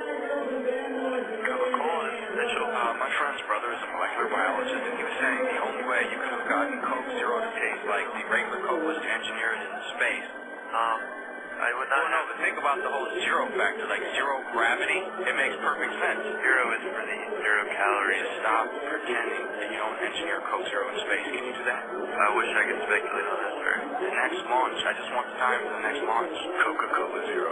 Real Coke taste. 0 calories. It's a season to remember as the Arkansas Travelers make 2006 their final season at historic Ray Winter Field. Baseball fans in Central Arkansas have been enjoying minor league baseball for 74 years at Ray Winter Field. And next year, the Travelers will be moving into a brand new stadium, Dickey Stevens Park in North Little Rock. This season is the time to come and make some memories and relive the excitement of Arkansas Travelers baseball. All season long, Little Rock CSPN 1380 brings you the action with Bill Elson's play-by-play. Join us for Arkansas Travelers baseball here on Little Rock CSPN 1380. KDXE North Little Rock. We'll go to the bottom of the fourth here at Ray Winter Field, and the Arkansas Travelers are now tied with Tulsa, 2 runs apiece.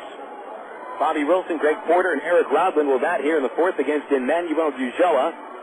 And in 3 innings, Ujoa has allowed 2 runs, 1 of them earned. He's walked the batter, struck out 2, and allowed 4 base hits. Brandon Wood is 2 for 2. Matt Brown and Greg Porter with the other hits for the Travs. We start the fourth with Arkansas catcher Bobby Wilson. And now we'll get through those Major League scores as we begin the bottom of the fourth. Ujoa gets to get that sign. Stares at his catcher, now gets the sign. The windup of the pitch to Wilson. He swings and misses out in front of a curveball, strike 1. To the final scores first. The Cubbies win at Pittsburgh today 7-3. Todd Walker and Aramis Ramirez go deep for Chicago. Craig Wilson went deep for Pittsburgh. There's a slurve by Ujoa in there for a strike, and it's 0-2. The New York Mets defeated Milwaukee 9-3 after scoring 5 runs in the 8th inning. Wilson reaches for the changeup and grounds to third. Stewart charges, gloves it off to his left side, and throws on the run to retire Wilson. Bit of an easier play for Stewart than the last time Bobby chopped to third base. Stewart had to make a spectacular play, throwing across his body in the air. This one a little more routine. Now Greg Porter standing in for Arkansas. The Traveler first baseman doubled and scored in inning number 2. They'll play deep in right field and give a gap in right center for Porter. And Ujoa kicks, throws to Greg, and it's low and inside for ball 1. Ryan Bannister with the win for the Mets. He defeats Ben Sheets. He came off the disabled list and loses his debut this year. Here's the 1-0 to Porter. A check swing. They'll appeal on a curve. Did he go? No. Third base umpire Kenny Banya said so, and that's goal.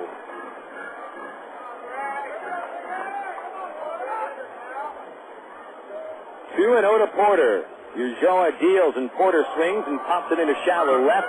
Thigpen coming in now, and he'll grab it for the second out. The Washington Nationals needed 3 runs to win at Florida in the top of the 9th inning, 7-5. Ryan Church hit a couple of home runs. Gary Majewski was the winner, and Chad Cordero earned his second save. Those are your National League final scores. Well, we got a new one here. St. Louis wins over Cincinnati 8-7, needing 2 runs in the bottom of the 9th inning. Albert Pujols hit 3 home runs today. And Scott Rowland also connected on his third. Pujols has 8 on the season. Pitch to Rodlin is low and outside, ball 1. And the next pitch to Eric is low and away, and it's 2 balls, no strikes. Rodlin grounded out to shortstop in the second inning. He entered the game hitting .350. The 2-0 pitch is swung on and laced up the middle for a base hit. It goes towards right center field, but dies in the grass. It's picked up by Zarnicki. He wheels and fires to second, keeping Rodlin at first with a 2-out single. Base hit number 6 for the Travs, and now Dwayne Bacon comes up.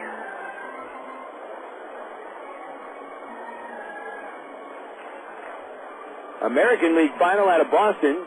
The Boston Red Sox 3 and the Seattle Mariners 2.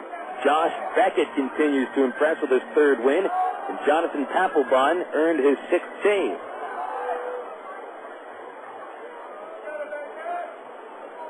A stretch by Ulloa and a pitch to Bacon. Outside, ball 1.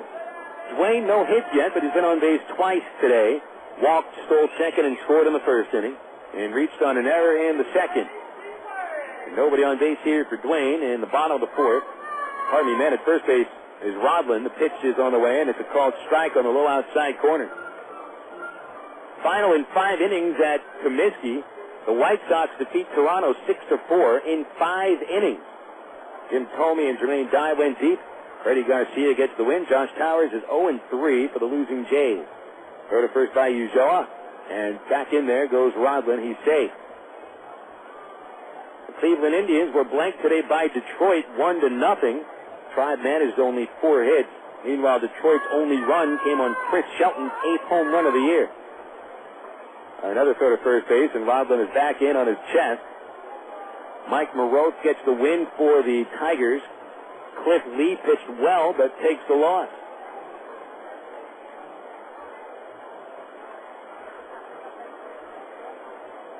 Lee, 7 1/3, only allowed the 1 run for Cleveland. A chopper by Bacon along the first base line. It's gloved by Koshansky, and he hustles to the base. He gets there first, and an unassisted putout will end the 4th inning for the Travelers. No runs, 1 hit, 1 left. And we go into the top of the 5th inning now with the Travelers tied with Tulsa 2-2. This is baseball's Arkansas Travelers style on Little Rock ESPN 1380. My mother said, no daughter of mine is driving a truck. I'm an 18-wheeling, double-clutching lady truck driver. There's nothing else I'd rather be doing. BC powder is this trucker's best friend. My day starts at 4 a.m. and ends 12 hours later. Out here on the road, there's a million things that's happening at once. I take BC for stress headaches, backache. I just can't pull over when my head's pounding. The reason I take BC is because it's fast and it works. I'm Carolyn from Asheboro, NC, and my pain reliever is BC. Ag Pro knows you're patient. You've had your eye on a certain green and yellow tractor for some time now. But here's a thought. Visit your local John Deere dealer for an innocent test drive. Sit in that yellow seat and feel that rugged quality. Then run the numbers. You may find you've underrated the value of a John Deere and overrated the value of patience. After all, nothing runs like a Deere. Test drive the John Deere of your choice today at Ag Pro Central, Arkansas, 10504 Maumelle Boulevard, North Little Rock. Of all the days of the week, it seems that Mondays are everybody's least favorite day. Well, the Travs and the Arkansas Democrat-Gazette have a reason for baseball fans to look forward to Mondays. That's because Mondays are Democrat-Gazette family night here at the ballpark. You just pick up a copy of Monday's Democrat-Gazette, and you'll find a discount family ticket right there in the sports section. That's right. It's a coupon that admits the whole family for just $2 a person. Hey, Mondays don't sound so bad anymore. You're listening to Arkansas Travelers Baseball.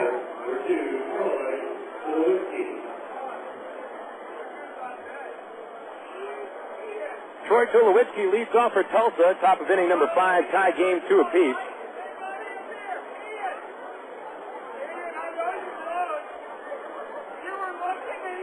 Tulsa out hitting the Travelers 6-5 for the moment.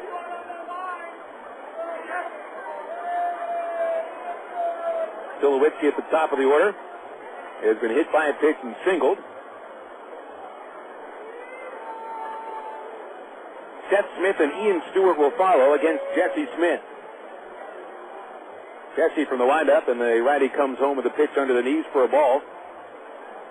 1-0 to Tulowitzki. Jesse Smith working hard over the last 4 innings of this game. And the next pitch was inside, and it's 2 balls, no strikes. 64 pitches for Jesse Smith coming into this 5th inning. The 2-0 is up high, and Jesse falls behind 3 balls, no strikes. Drillers with 6 hits over the first 4 innings. Is stranded 4. The 3-0 to Tulowitzki is right at the knees, and it's 3-1.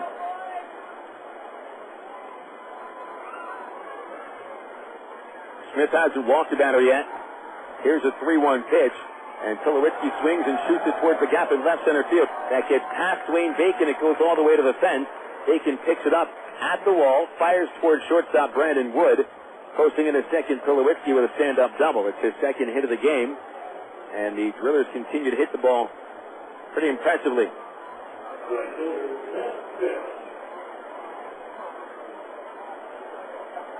Report card on Tulsa shows that this is a team that can hit. They're pitching. They do have some prospects on this starting rotation. Ubaldo Jimenez, who will pitch the last game of the series, and Juan Murillo. Murillo throws fastballs at triple digits. And Steven Register is going to pitch tomorrow. Seth Smith, the batter, a left-hander. He will not bunt. He will take the first pitch for a strike from Jesse Smith, and it's 0-1. Seth Smith is 1 for 2. Singled into center in the first. Fouled out in the third inning. Nobody out. No balls, 1 strike on the batter. Jesse Smith throws the pitch, and it's fouled back this way. Looks like Seth Smith was a little late in deciding whether or not he wanted to swing.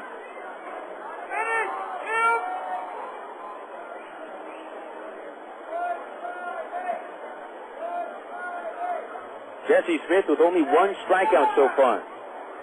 Seth Smith has struck out 9 times in 9 games. The 0-2 on the way. And Seth Smith hits it over the second baseman's head for a base hit to right field. It's picked up by Aaron Peel, and they'll hold the runner at third base. Tulowitzki stops at third, Smith at first, and the pressure is really on Jesse Smith here. Seth Smith didn't hit the ball all that hard. Was able to find the gap between Rodland and Peel in short right.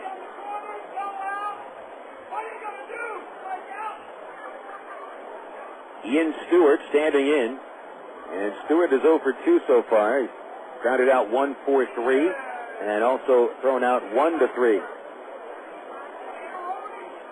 Drillers have yet to take a lead in this game. But they're a fly out or a double play away from taking it, and the Trav infield is looking for 2. Smith kicks, and his pitch is swung on and missed. It's in the dirt, but Wilson gloved it. Strike 1. A final score from Tampa Bay. The Devil Rays won it over Kansas City 9-5. Royals had a 4-3 lead going into the bottom of the 6th inning. They gave up 6 runs over 3 frames, and that was all she wrote. Johnny Gomes, Damon Hollins, and Ty Wigginton, each with home runs for Tampa. Here's the 0-1 from Smith to Stewart. A swing and a shot to the corner in right field. That's in there for a hit. Going to be extra bases. Tulowitzki scores, and Seth Smith is pulled around home, and he comes to the plate with no play home. On to third base goes Stewart with a sliding triple, and the Drillers have taken the lead with a 2-run triple by Ian Stewart.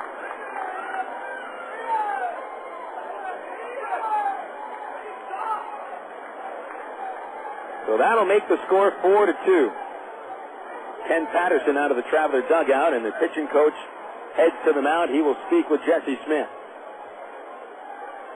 Smith started off pretty well,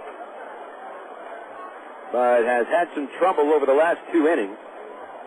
He's allowed hits to 5 of the last 7 batters that he's faced, retiring just Macri on a sac bunt and Bernier on a foul out. There is action in the Traveler bullpen as Aaron Pullen begins to throw.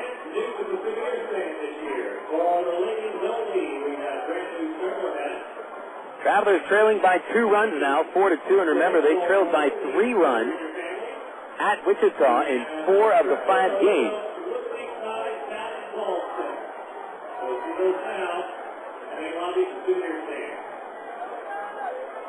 So Stewart with a triple, his second of the year, and with nobody out, the infield plays for the out at home. Judd Thigpen is the batter. Thigpen has struck out and fly to right today. Smith trying to keep this at a 2-run game, but it'll be a tall order.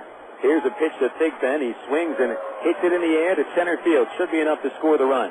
Dwayne Bacon shades towards right center and makes the catch. Stewart coming home from third base, and he will score to make it a 3-run game. Sac fly by Thigpen makes it 5-2.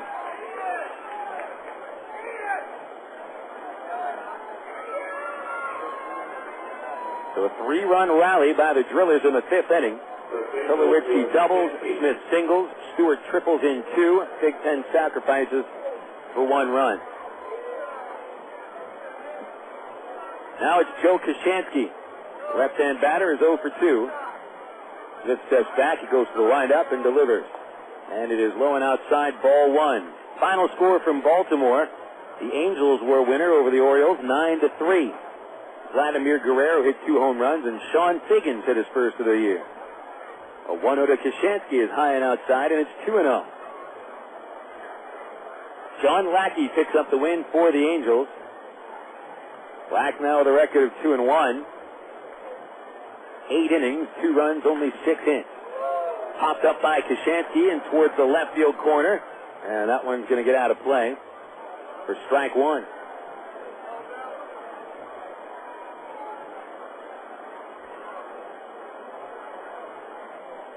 Francisco Rodriguez actually did not close that game out for the Angels. He gave up a run, allowing a walk and 2 hits, and Brendan Donnelly had to come on to finish the game for the Angels. Very rare that you see Rodriguez substituted for out of the bullpen, especially with a 6-run lead. A 2-1 pitch to Joe Koshansky. Inside from Smith, ball 3, 3-1. Currently in progress, the Yankees lead Minnesota 9-2. Top of the 8th. Giambi a pair of homers. He's got 4 this year. Here's Jesse Smith, 3-1, and it is swung on and lined right to Greg Porter at first base, and he reaches out to bring it in, and that's the second out of the inning. Bottom of the 9th at Oakland. The Texas Rangers lead 5-3. Oakland carried a 3-1 lead going into the top of the 9th, but Texas rallied for 4. Home runs by D'Angelo Jimenez and Mark Teixeira.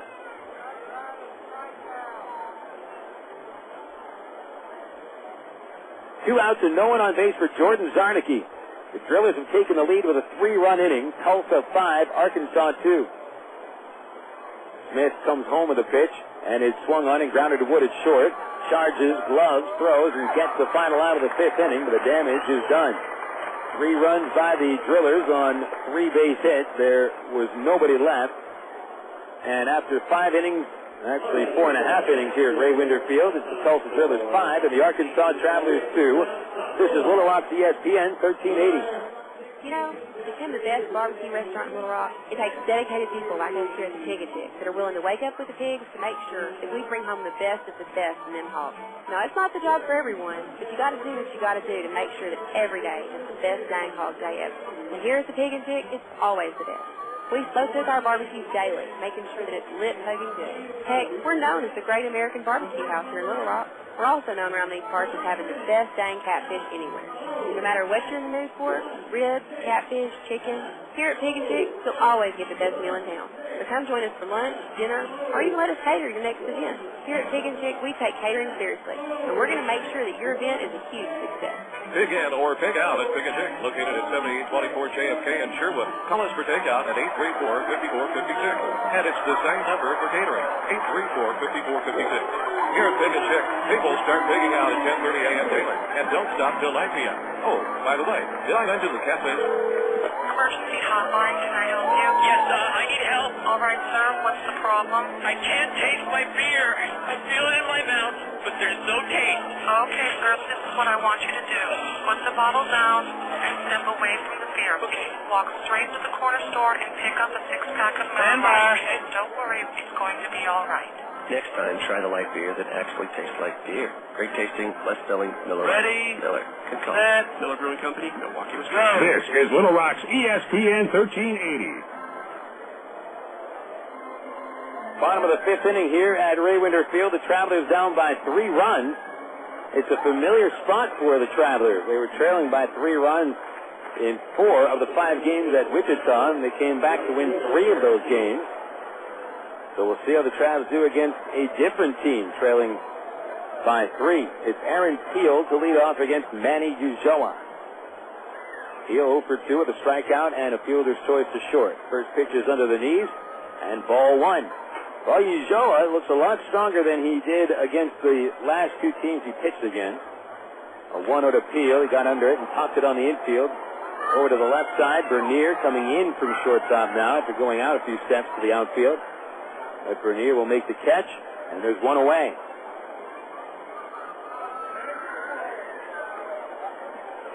That'll be Wood.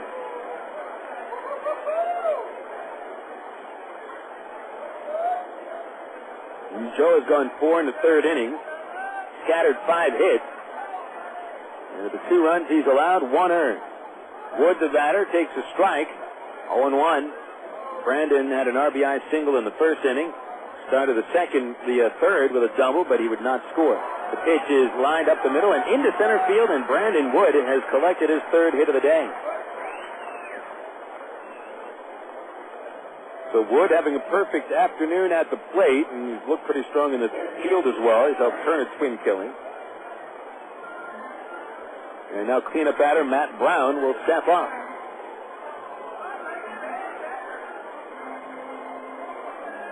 Brown is singled and grounded out, and is 1 for 2. Brown has a little bit of pain on a sore left shin. He had fouled the ball off his shin yesterday or 2 days ago. He was well enough to play with it. The pitch is lined over third. Base hit down to the left field line. Thigpen is over there to cut it off. Wood will coast to the third base, and there goes Brown for second with a stand-up double. The throw from left field got past all the infielders, goes towards the first base side, and Wood comes home to score. The first baseman Koshansky threw it away over to his own dugout. And the Travs pick a break there. Heads up base running by Brandon Wood. And the left fielder Thigpen overthrew his infielders. He was expecting someone to be at second base. Nobody was there. The ball went through second base all the way to first. And Wood very alertly comes home to score. No RBI for Brown. It'll be a double for him.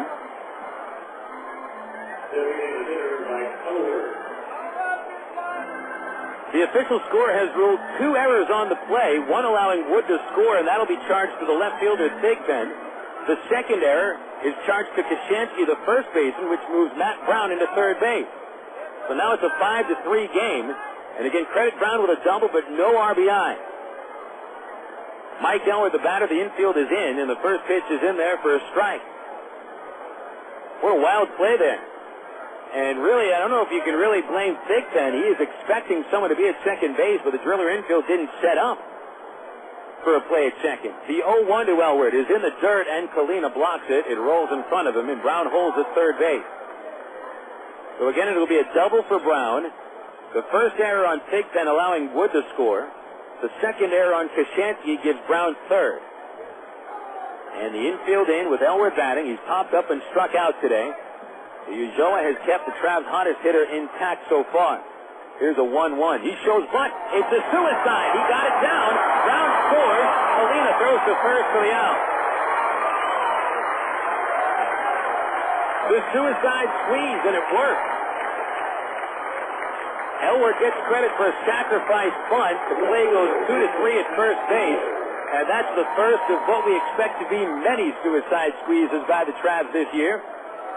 Now a 1-run game.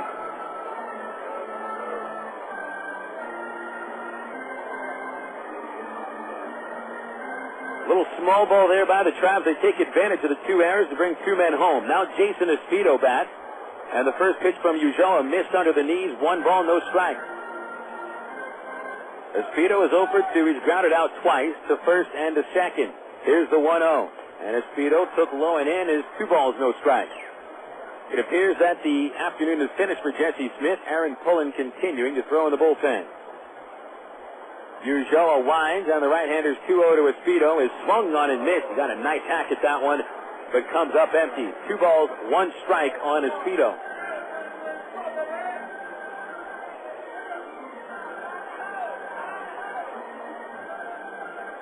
Espedo, 2 homers this year. Here's the 2-1. Swing and a miss on the changeup. That's Ulloa's bread and butter. 2-2.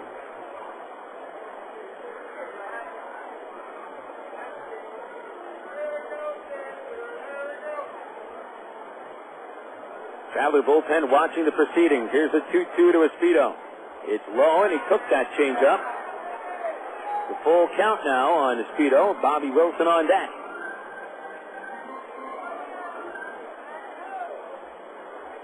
Ulloa. He has walked 1 so far, struck out 2. Gets a long look. Time is called by Espedo, and the Trav left fielder will step out of the box.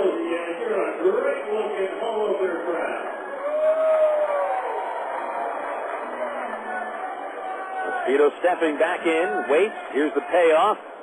Swing and a tip is dropped at the plate, and he stays alive. That time Espedo going after a breaking ball.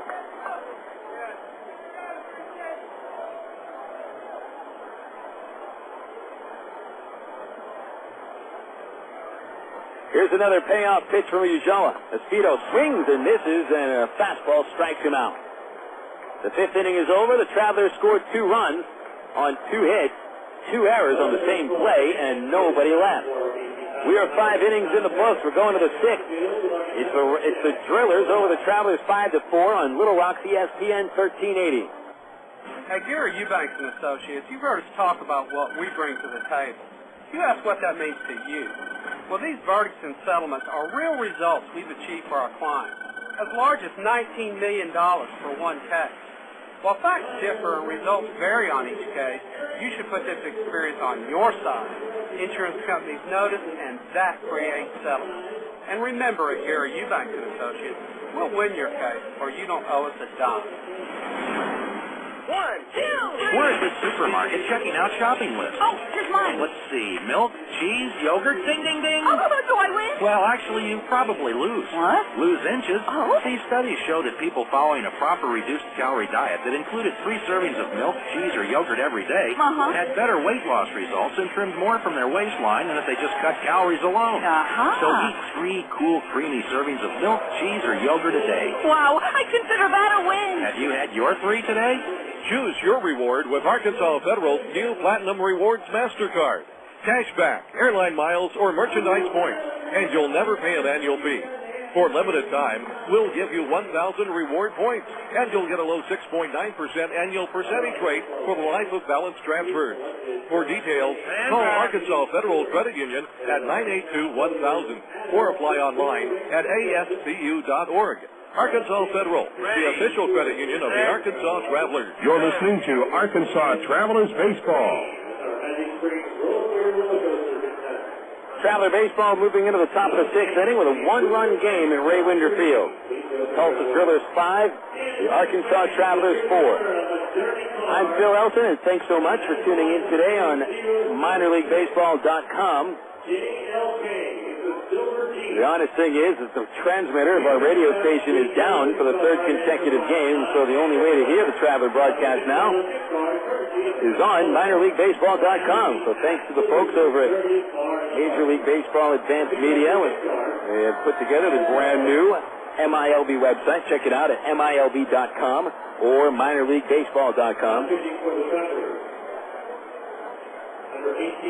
Cavs have made a pitching change, and Aaron Pullen comes out of the bullpen replacing Jesse Smith. Smith had a rough go of it after allowing only 1 run over the first 3 innings. The Drillers tallied 4 times over the last 2 innings. Matt Macri leads off. He has singled and dropped down a sacrifice today. Pullen, a right-hander from Midland, Texas, and he begins his afternoon with a pitch low and away for ball 1. Aaron Pullen in his 2nd year as a Traveler. Full-time reliever last year. The 1-0 pitch to Macri is swung on and popped up into the seats at third base. Is that in the bleachers or over them? It is caught by a fan sitting in the very last row of the bleachers. Looks like a 12-year-old kid who brought his glove to the game, and he's the only man. He actually saved that ball from getting over the fence. A home run saving catch, bleacher style. And now a 1-1 to Macri, fouled back this way, and it's over the press box, strike 2. Sign that kid up. I mean, you make a catch on the top of the bleachers. Some people are even afraid to go to the top of the bleachers just for a fear of height. Never mind reaching over the fence and catching it. The 1-2 to Macri, swing and a miss, and Pullen strikes him out with a slider. One away in the bottom of inning number 6. Pardon me, top of inning number 6. Drillers ahead 5-4. Jesse Smith line, 5 innings, 9 hits, 5 runs all earned. He hit 1 batter, struck out 1, and also tossed a wild pitch. Pullen at 6'3", 200 pounds, is 25 years old, and he delivers to Alvin Colina, and it's a strike with a slider, 0-1. Colina is 1 for 2. Bounced into a double play to bring home a run in the 2nd inning, and then in the 4th, delivered a game-tying hit with a 2-out single to left field. Each time he scored Jordan Zarnicki. The 0-1 is ripped foul into the bleachers at third base. That one went into the furthest section of the bleachers, and everyone's fine. Goodness, you see a ball get up like that into the bleachers, you're going to expect someone gets hurt, but everyone's okay. So it's 0-2 on Colina.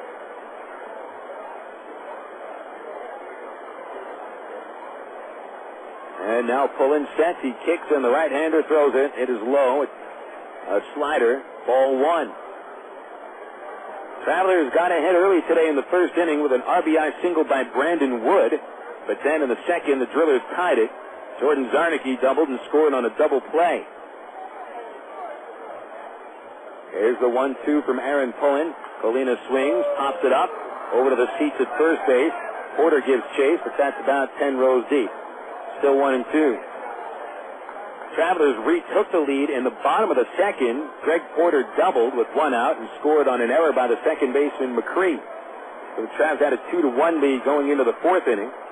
And Jordan Zarnicki had a 1-out single. He moved to 2nd on a sacrifice, and Jesse Smith's wild pitch moved into 3rd. Alvin Colina's 2-out single would bring Zarnicki home. Here's the 1-2 to Colina. Swing and a fly ball in a shallow center. And going out from 2nd base is Rodlin to make the catch. So Rodlin catches out number 2. Looks like Colina hit that off the very tip of the bat. Doug Bernier up next. The Drillers took the lead in the 5th inning. Their first 3 batters reached. Tulowitzki a double, Seth Smith a single, Ian Stewart a 2-run triple, and the Judd Thigpen sac fly made it 5-2. The Travs brought home 2 runs in the 5th inning. Here's Doug Bernier, and he fouls one off of Bobby Wilson, strike 1. So that's where we stand. Top of the 6th inning, Tulsa 5, Travs 4.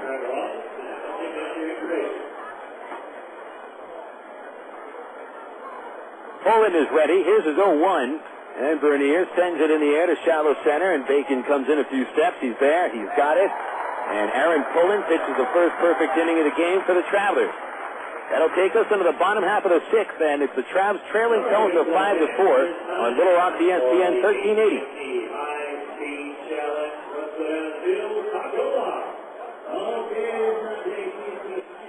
At one time or another, we all want to change the world in which we live, make it a better place.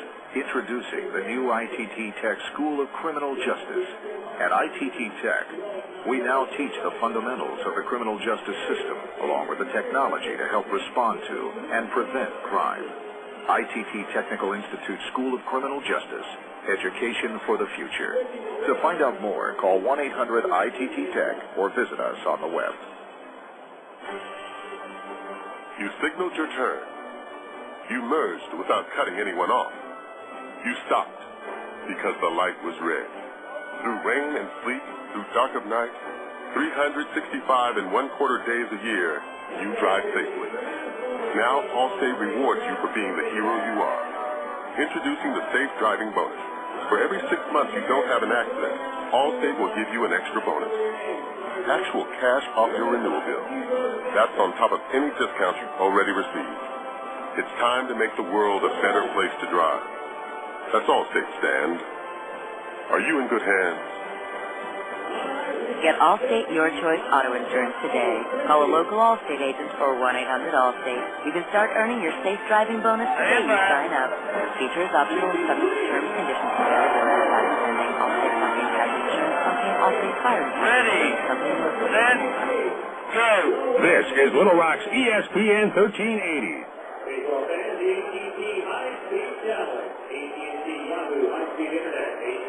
We go into the bottom of the sixth inning here at Raywinder, and the Travelers looking to tie the game, perhaps take the lead. They're trailing by 1 run.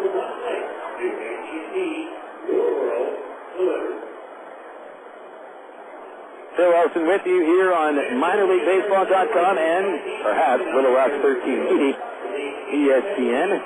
Here in bottom of inning number 6, Emmanuel Ujoa remains on the mound, and he faces Bobby Wilson, Greg Porter, and Eric Rodland. Wilson 0 for 2. He's grounded out to third base 2 times. And here's Ujoa from the windup, and Wilson swings and misses in front of a slider for strike 1. Get you some updates on the Texas League games this inning. First, the windup, Ujoa's 0-1 pitch. Wilson takes just a little outside. Ujoa sharp with the slider that time. It's 1-1. Frisco took a 2-0 lead in the first inning, and the Rough Riders still lead San Antonio in the second by the same 2-0 score.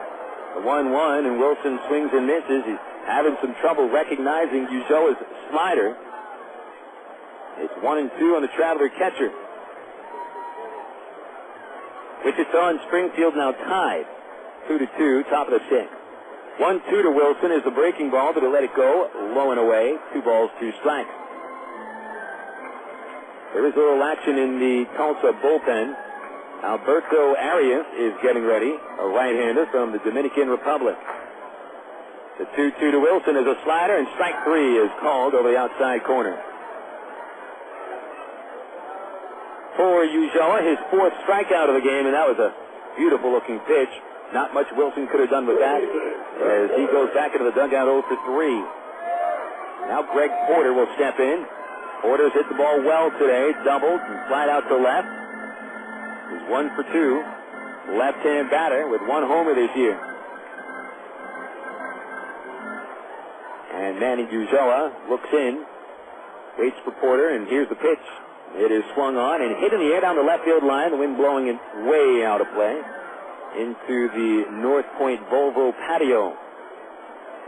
And it is 0-1 on Porter. Robin on deck for the Travelers.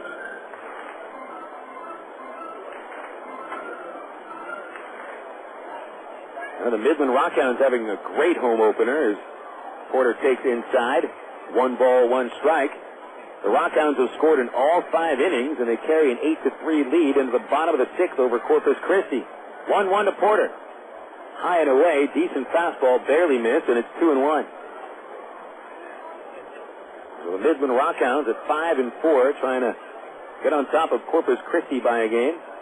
The 2-1 to Porter is swung on and hit very high and very deep to left field. Big Pen back to the warning track. It is off the top of the wall, and Porter digging in for second base. He's there with a stand-up double. Oh, man, he just missed getting that ball out of the park.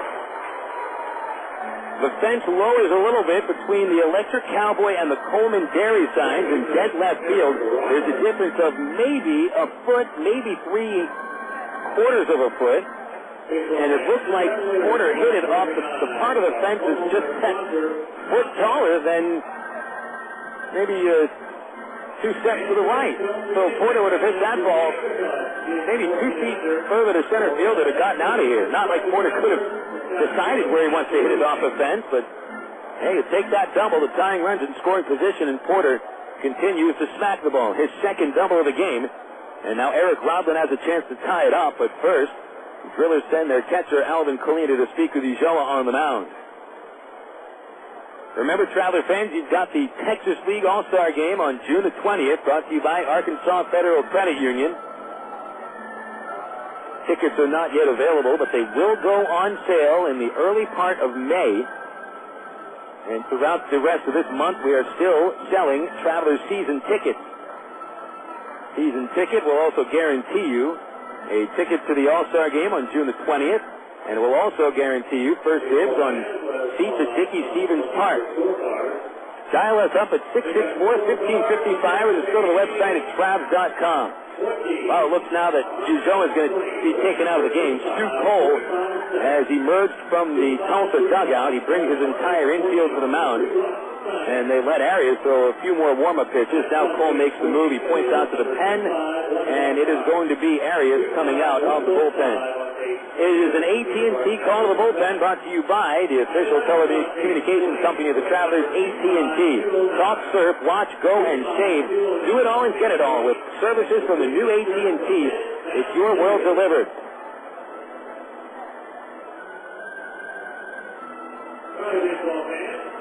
We'll be back after a 60-second break on Little Rock ESPN 1380. Kirk Woolsey, we happen to know that you are the world's worst backseat driver, which means, Kirk, that you love to be in control. So check out ATT.com. You can see all our best deals, like 12 months of true high-speed internet for just $12.99 a month when you order online. If you switch from your old cable company, you can get 3 months free. And with AT&T Account Manager, you can see your account activity, add services, and pay your bills online, all in one place. So that's Kirk's world. For everybody who's not Kirk, if ATT.com can deliver online control to him, it can do the same for you. Switch to the new AT&T at ATT.com and you'll be in the driver's seat, as long as you're not riding with Kirk. SBC is now the new AT&T. The new AT&T, your world, delivered. Taxi levy charges and study notices from Costa Rica Fiesta. High-speed internet income pattern to treat paid service and excludes that fuel from Costa Rica levy fees. For details of additional charges, restrictions, and requirements, call 966-416-6471 or visit AT&T.com for details. Not available in The AT&T call to the bullpen is complete, and Alberto Árias is the second pitcher of the afternoon for the Tulsa Drillers. Alberto Árias, 5'11" tall, 170 pounds. He hails from Santo Domingo in the Dominican Republic. And Árias has been pitching professionally since 2001, but in the States since 2003. Career ERA, 3.92, 19 wins and 18 losses, 20 saves. Eric Rodlin called up to the plate for the Travs. He bats with Greg Porter at second base, represented the tying run. 1 out. Rodlin, a left-handed batter, is 1 for 2. Single to center his last time up. He'll be going against the righty, and Árias gets the sign. Porter with a good lead, and here's a pitch. Rodlin will swing and break the bat. He grounds to the second baseman, Matt McCree, and he waits for the ball to come to him, throws to first, and retires Rodlin. Porter advances to third base, and the barrel of the bat is stuck in the ground between first base and the pitcher's mound.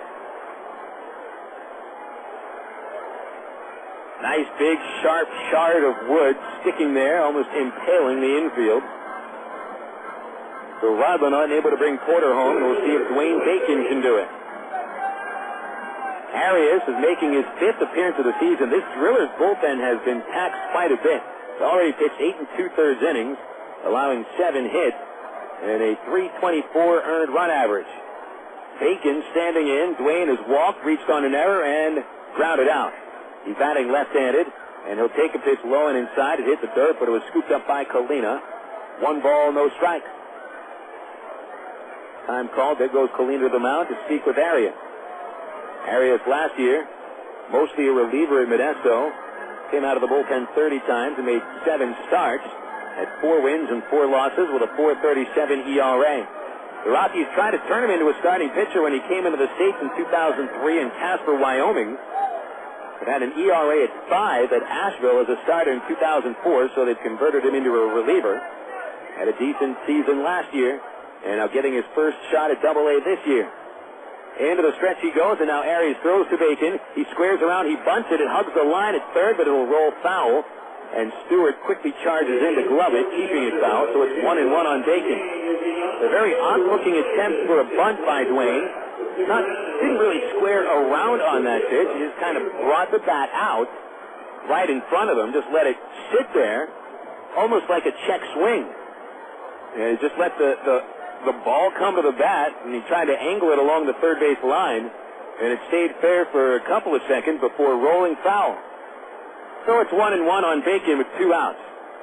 5-4, the Drillers in front in bottom of inning number 6. Stewart now in at third base to guard the bunt. Here's the pitch to Bacon. A check swing. Plate umpire says it's a strike on the inside corner, and it's 1-2 on Dwayne.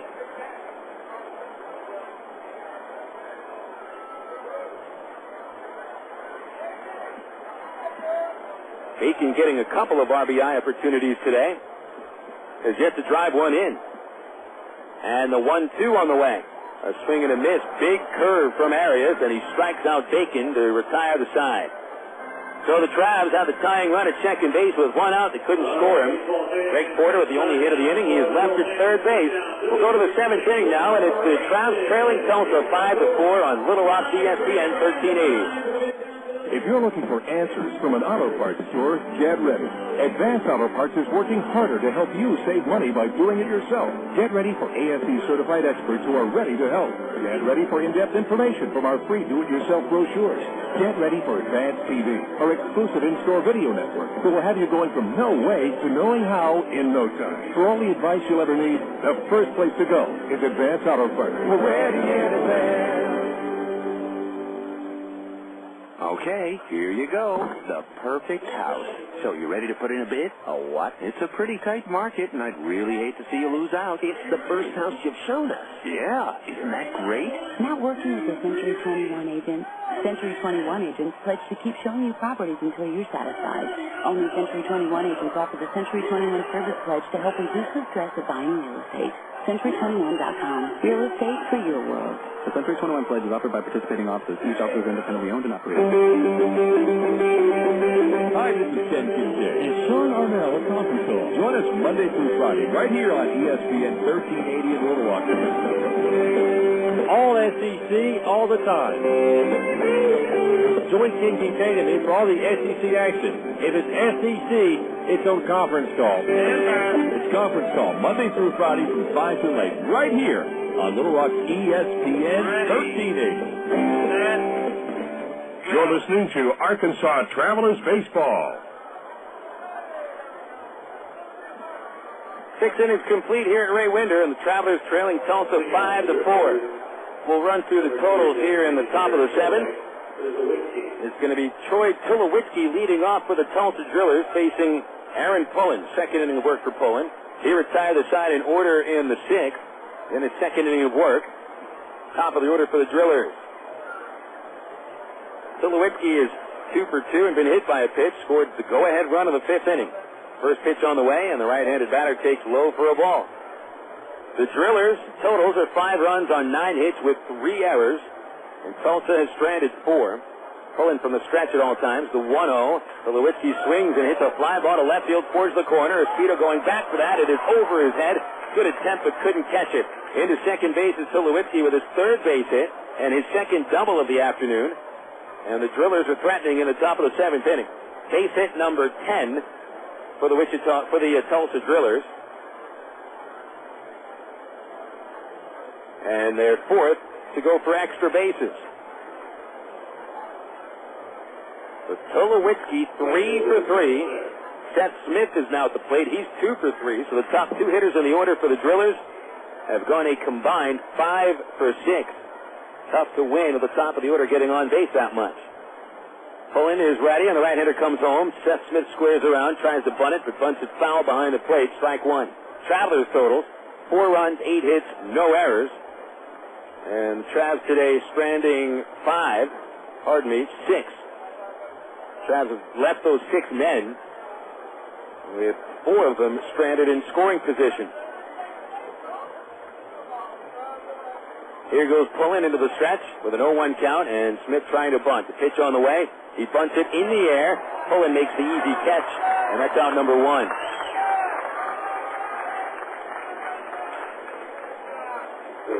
So Smith unable to get it down. Here comes Ian Stewart. Quick turnaround tomorrow, 10:30 in the morning for Screaming Kids Day number 1. We'll have a second Screaming Kids Day later in the season, but let's get through the first one alive. Screaming Kids Day is almost a shock to people that have never experienced something like that. It's on the way to Stewart, low and away, 1 ball, no strikes. I'm just excited to see the looks on the interns' faces tomorrow. When they come here to the ballpark, actually we're going to be cleaning up this ballpark after the game today, but they probably won't get much sleep. Here's the 1-0, and that one's up high. It's ball 2. Stewart has grounded out twice, but last time at the plate he tripled 2 runs in and then later scored. The Drillers up by a run, 5-4. And one out, and Tulowitzki at second. Stewart with 8 RBIs on the year. Here comes Pullins 2-0, and it's outside and falls behind 3-0. Judge Thigpen on deck.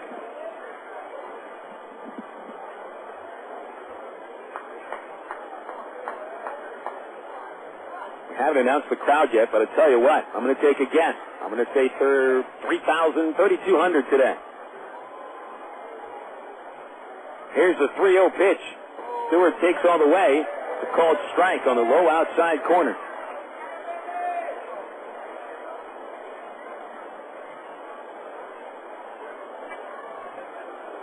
Three and 1 to Stewart.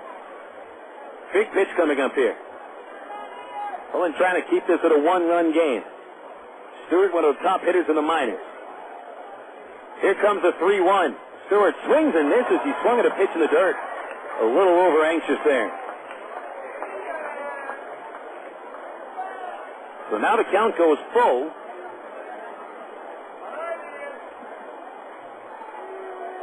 And we'll see what Pullen comes with. When Aaron is on, his slider is a very tough pitch to hit, and even tougher to pick up. Got a straight downward motion to it. What does he want on the 3-2? Here comes the pitch. Stewart swings and grounds along the first base line. Porter makes the play on a big hop, runs to first base for the unassisted putout, and Tulowitzki advances to third base. 3 unassisted, and a nice play by Porter with the first base line beat up a little bit. That ball could have taken a bad hop. It didn't. It actually took a nice big bounce up for Porter, 6'4", and that ball came up around his left ear. 2 outs and Tulowitzki at third base for Judge Thigpen. Thigpen has struck out, fly to right, and then hit a sac fly to center. So 0 for 2 with a run batted in. And Pullen is ready from the stretch. He delivers the pitch. It's in the dirt, but a nice scoop up by Wilson. Ball 1.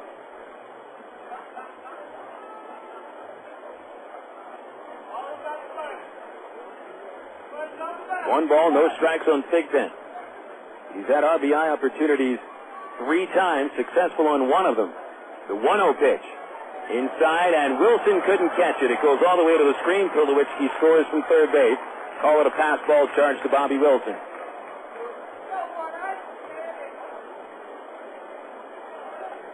Bad time for a pass ball, but it happens. Looked like a pass ball. It definitely was inside. Would not have been called a strike. But Wilson unable to squeeze it. So it's a 6-4 game with Tulsa leading by 2. Here's a pitch to Thigpen. He popped it up out of play over first base. And on top of the roof it goes. And the count is 2 balls and 1 strike. On deck is Joe Koshansky. But Pullen trying to get us to the bottom of the 7th. The 2-1 hung up high, ball 3.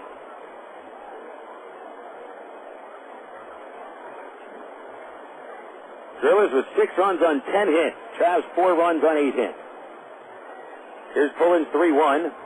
It is popped up behind the plate. Wilson tosses a mask, but looks and sees it's on the roof. And now the count full at 3-2. Starting pitchers as of now, pitchers a record. Jesse Smith for the Travelers gave up 5 runs in 5 innings. And Manuel Ulloa for the Drillers gave up 4 runs in 5 1/3 innings. And of those runs, say that 2 of them are earned on Ulloa, all 5 earned for Smith. Here's Pullen 3-2. And Thigpen fouls it straight back up this way. It'll roll down the chicken wire, and it's still a full count.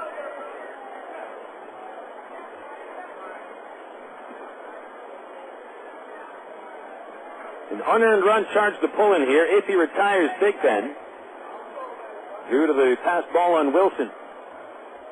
Here's another payoff. Thigpen swings and hits a soft line drive, and Robin makes a great catch, leaping before it got into center field, and the inning is over. The Drillers, however, managed 1 run on 1 base hit. There was no errors, nobody left. Time for the 7th inning stretch at Raymond Field, where the Travs trail 6-4 against the Tulsa Drillers. This is Little Rock's ESPN 1380.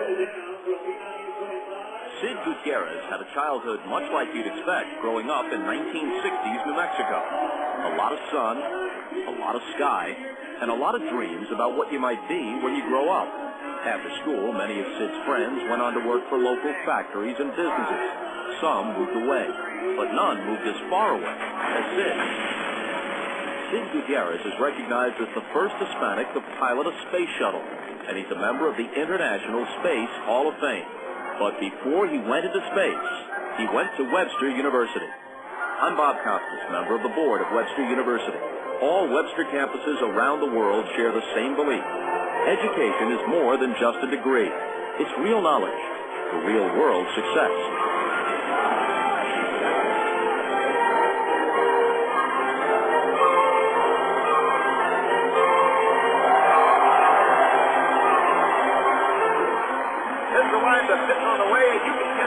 Online at www.trans.com.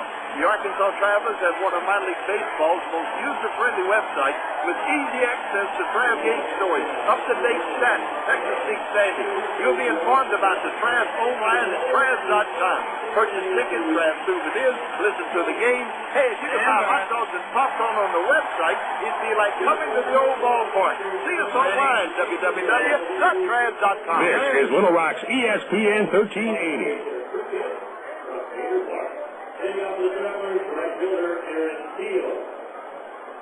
We go to the bottom of the seventh inning. The Travelers down by a pair of runs now, 6-4. We're trailing by 3 runs after the top of the fifth inning, but brought home 2. But Tulsa answered with an unearned run at the top of the seventh. Aaron Peel is up at the plate for the Travs, facing Alberto Árias.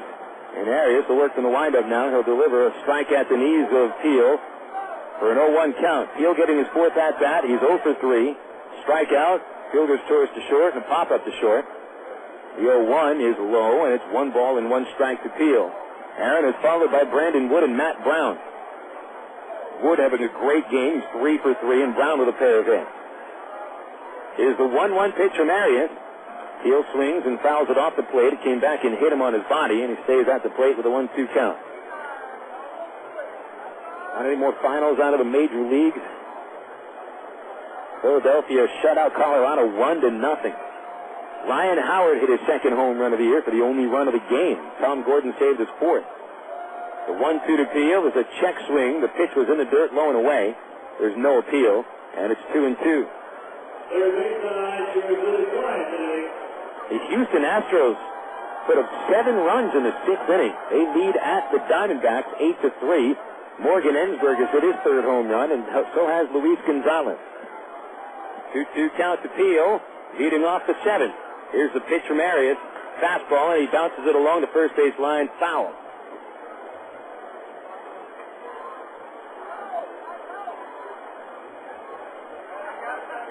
Final out of Atlanta. San Diego defeated the Braves 4-3. Scott Linebrink got the win. Trevor Hoffman with his first save of the year.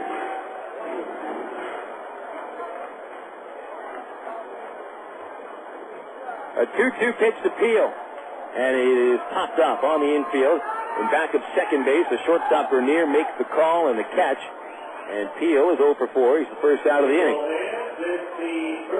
We mentioned the Angels beat up on the Orioles today, 9-3. John Lackey picked up his 2nd win with 8 strong innings. Struck out 5, allowed 2 runs on 6 hits. Brandon Wood at the plate. Wood has singled, doubled, and singled. An RBI and a run scored. In a 2-run game, Árias attacks the strike zone and finds it in there for a strike with a changeup. 0-1. Árias working quickly. The 0-1 on the way. And Wood chops to shortstop. Bernier charges it. He plays it and shuffles to first for the out. 2 gone. Boy, Árias doing a fine job off the pitcher's mound right now. Came into the game with a tying run at scoring position with only 1 away in the 6th inning. But he has not allowed a man to reach. He faced 4 men. He has retired all 4. And now Matt Brown stands in. Brown a single, a ground out, and a double today. He scored a run. All told for Matt, 2 for 3. Stepped out of the box, took a practice hack. Now back into the plate goes the Travs 3rd baseman. And Árias gets the sign. He winds and delivers the pitch. Brown takes a curve low, ball 1. Manuel Ulloa started the game. 5 in the third, 8 hits, 4 runs, 2 earned. Struck out 4, walked 1. The 1-0 to Brown is swung on and lifted high, lifted deep into left field. Sig Benoit to the tail over his head and over the fence. A solo home run for Matt Brown. It'll be his third hit of the game, and the Travs are back to within 1 run.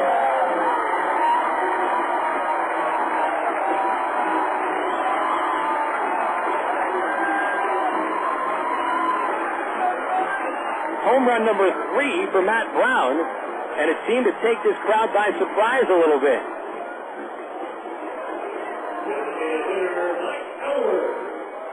They weren't quite sure if the ball got out of here, but then they saw Brown going around the bases, and they gave a little bit of a cheer.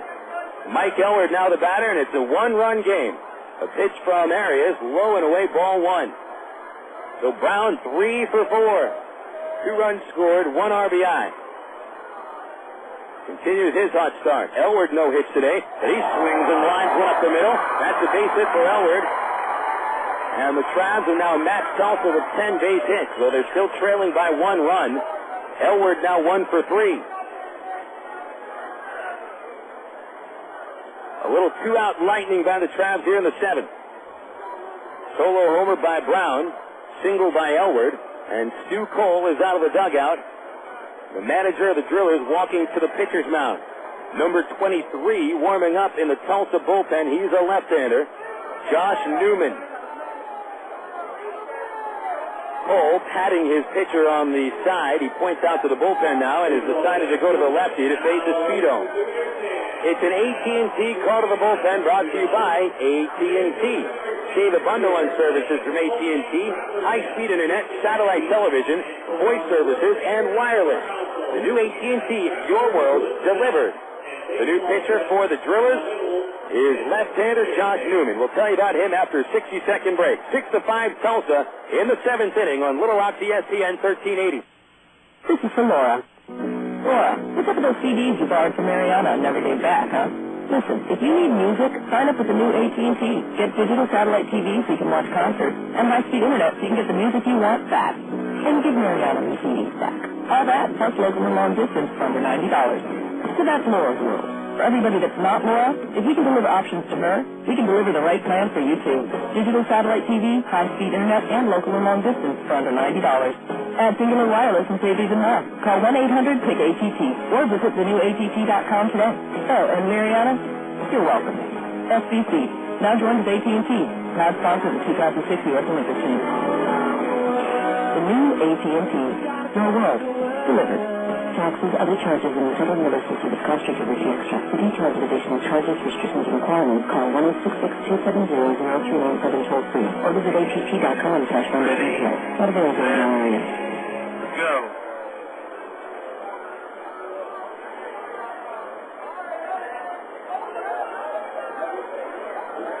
It's an AT&T call to the bullpen brought to you by AT&T. The new AT&T, your world delivered. Josh Newman is the new pitcher. Hello, Newman. He inherits a man at first base with 2 outs in the 7th inning. Alberto Árias sat down the first 4 batters that he faced, but then gave up with a homer by Brown and Elward's 2-out single. So 1 1/3 innings for Árias, 2 hits. So far, 1 run, 1 strikeout, no walks. Can't be the winner, can't be the loser.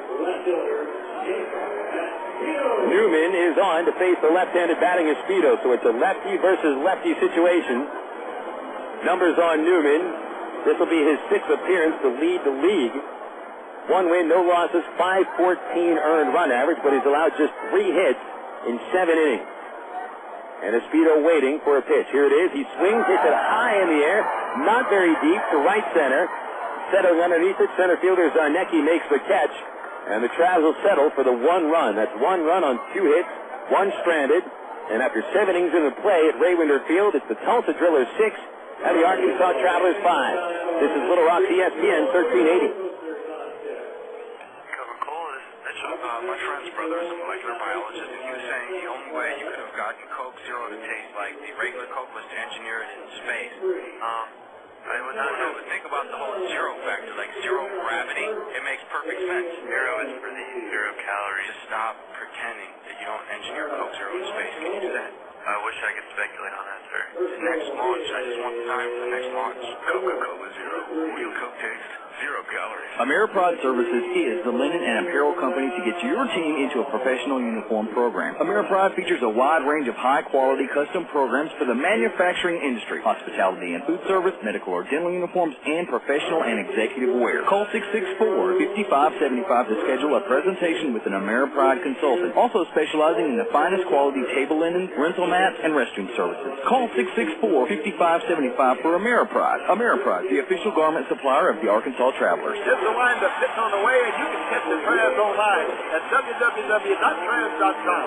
The Arkansas Travelers has one of minor league baseball's most user-friendly websites with easy access to Travs game stories, up-to-date stats, and Texas League standings. You'll be informed about the Travs online at travs.com. Purchase tickets, Travs souvenirs, listen to the game. Hey, if you can buy hot dogs and popcorn on the website, you'll be like coming in your old ballpark. See us online, www.travs.com. KXE North Little Rock. It's the Travelers down by a run, 6-5. Inning number 8 about to start at Ray Winder Field here on this beautiful afternoon. Slowly getting into the early portion of the evening. We've got some shadows on the field for the first time. They've stretched from the first base foul line out about halfway through the infield. Left side of the infield is still in the sun. Third base, shortstop, and over at second base. One of our first SpongeBob SquarePants of the season right now here at Ray Winder Field. Aaron Cullen remains out of the bullpen to pitch for his third inning. But there also will be action in the Traveler bullpen for the remainder of this inning. Number 24 up and throwing for Arkansas. And that's Alan Buckley.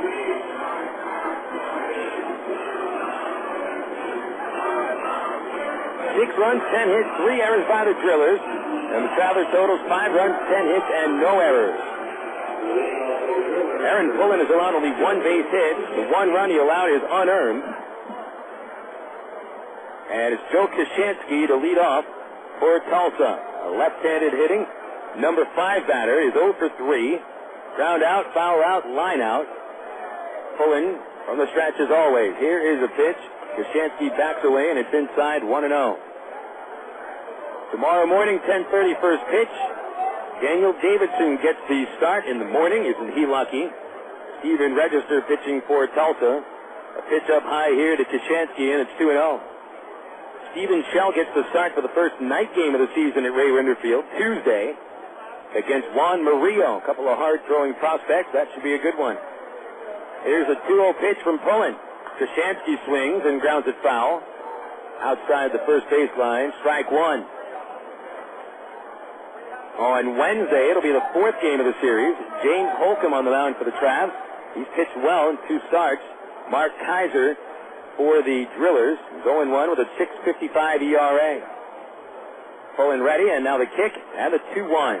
Koshansky takes ball 3, tailing high and outside. Travs close out this series with Tulsa Thursday night. Chris Hunter for the Travelers, Ubaldo Jimenez for the Drillers. Pitch on the way. Called. Strike 2. Low outside corner. Now a full count. We've got the attendance announced for opening day. 4,029 at Ray Winder Field for Easter Sunday. Good job, Little Rock. The 3-2 to Koshansky is popped up third base side, out of play. I believe, at least in the 6 years that I've been calling games for Travs, that this is the largest opening day crowd. Which means people are fired up to watch real, live, professional wooden bat baseball. The 3-2 pitch.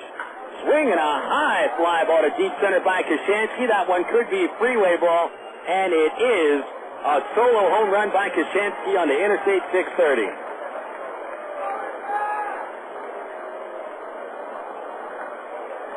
So just as the Travs cut it to a 1-run game, Koshansky's second homer this season will make it a 2-run game.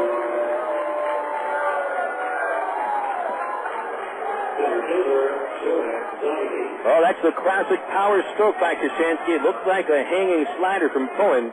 Koshansky's sitting on it. And Tulsa leads by 2 once again. Now Jordan Zarnicki steps in. He's 2 for 3, doubled, singled, grounded out, scored twice.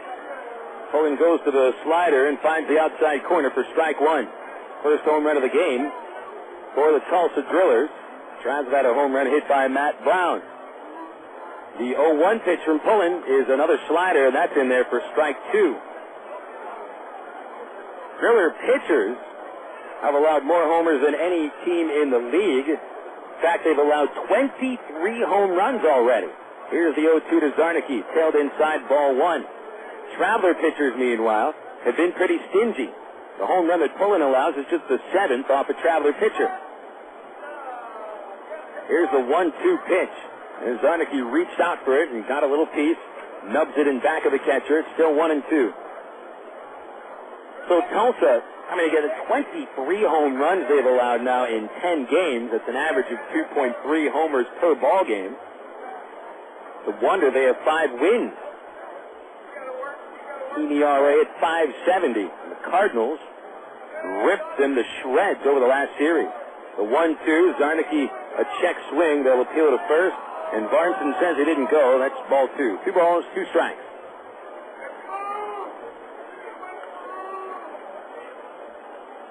Tulsa has been out homered this year 23-12. 2-2 pitch. Zarnicki takes outside. A close one. Now a full count. Buckley looks like he's ready to go in the bullpen. If Pullen is unable to retire Zarnicki, imagine you'll see Buckley pretty soon. Here's Aaron's payoff. Zarnicki swings and pops it out of play over the third base bleachers. And the count stays full. Kids lining up along the grandstand on the first base side, getting ready to run the bases, but they got to stand there watching the rest of the game. And there's 2 innings left.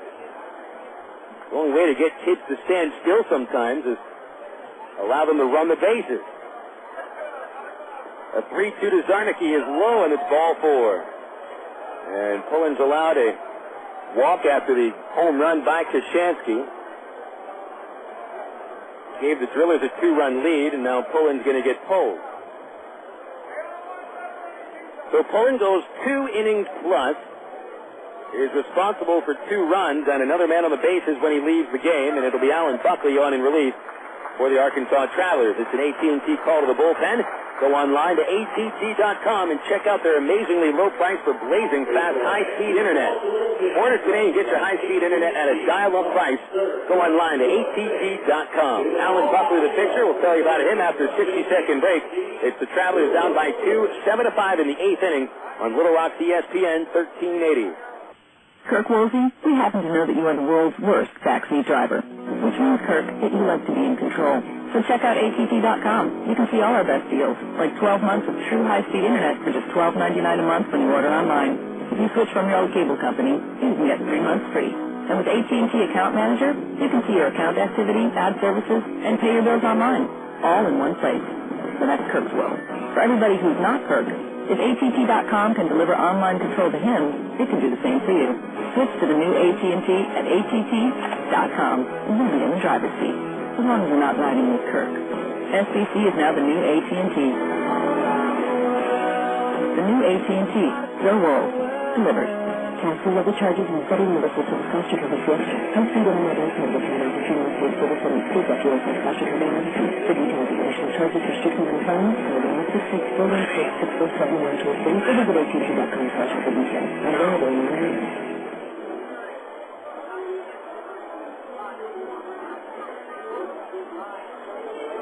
The call to the bullpen is complete. Alan Buckley comes out and is brought to you by AT&T.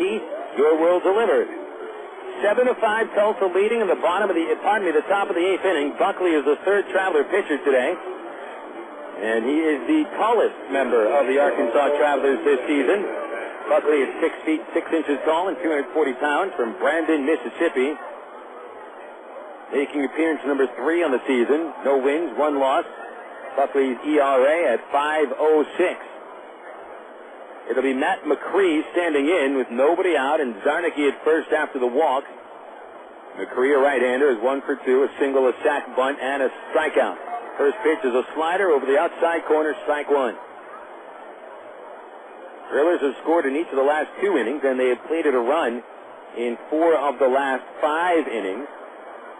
And they've had a man on base every inning so far, except for the 6th, when Aaron Pullen retired them 1-2-3. So the Drillers have been out swinging a pretty good stick today. Travs have swung well, too. 10 hits, but they trail by 2 runs. Buckley steps off and looks Zarnicki back to first base. Zarnicki has attempted 3 steals. He has 3 stolen bases. Hasn't been caught. And McCree's going to square around. He did not offer the curveball, missed down low, and it's 1 ball and 1 strike. Matt Brown was sprinting in from third base, and now he'll hang in a little bit, about 3 steps in. Porter holding Zarnicki at first base. Middle infielders playing close to the bag. There's a turn by Buckley, throws over to first. Zarnicki dives in. He's safe.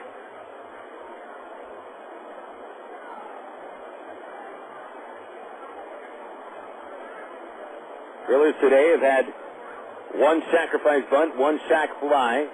They were unable to drop another sac bunt earlier. He's going to square around. He bunts it in the air, foul territory, but that's way away from Wilson and Porter. They both made motions like they were going to go after the ball, but it was too fast off the bat, and McCree's foul ball ended up right off the screen at first base. 1-2 to count from Buckley to McCree.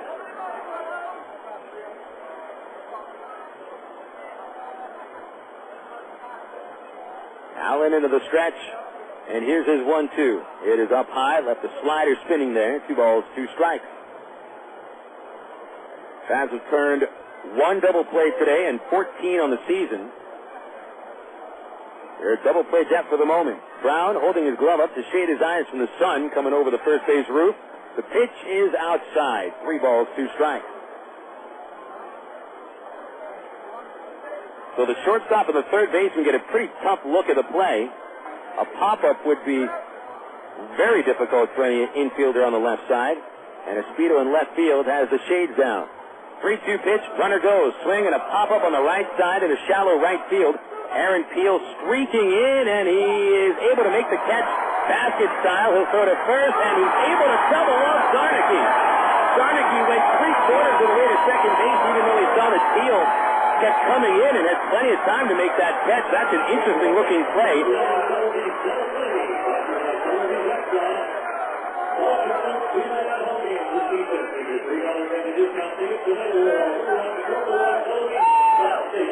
Great play by Peel. The double play goes 9-3 at first.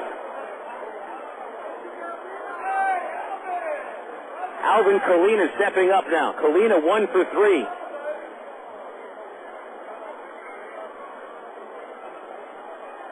First pitch to Colina. Curveball for a strike, and it's 0-1.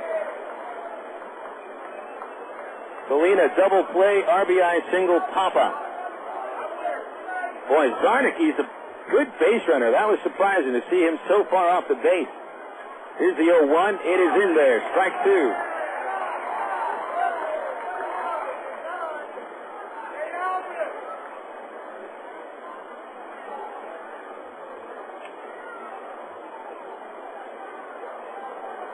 Buckley trying to end this inning after the double play, and ahead of Colina with 2 strikes. The next pitch, very high. And Buckley got that up there into the low to mid-90s. Big boy with a big fastball. Buck with his glove on his left knee gets the sign. Wilson wants it inside. The pitch is swung on, bounced off the plate towards third. Brown charging, bare hand, throws off to the side. It is too high. Porter went up to bring it in, and even if he came down on first base, Colina would have been safe anyway. Call it an infield single. Nice play by Brown. And Colina legs it out, his second hit of the day. And if Brown tried to let that go foul, I think it was going to hit the base. So he made the right move. Doug Bernier standing in. Bernier 0 for 3. Flied out twice. This is right field, and flied out to center field the other. First pitch is fouled back, strike 1. Tulsa 7, the Travelers 5. First half of the 8th inning. 2-2 pitch, swung on, bounced off the plate towards third. Brown charging, bare hand, throws off to the side. It is too high. Porter went up to bring it in, and even if he came down on first base, Colina would have been safe anyway. Call it an infield single. Nice play by Brown. The Colina legs it out, his second hit of the day. Drillers have had as big as a 3-run lead. Currently a 2-run lead thanks to the Koshansky homer to begin the inning. There's a curve from Buckley, and that's in there, called strike 2.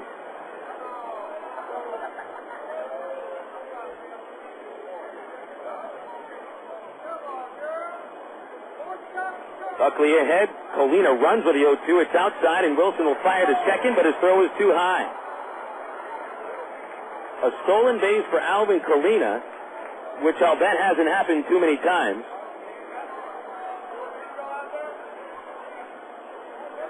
Certainly his first steal of this season. For Colina, the 10th steal of his career.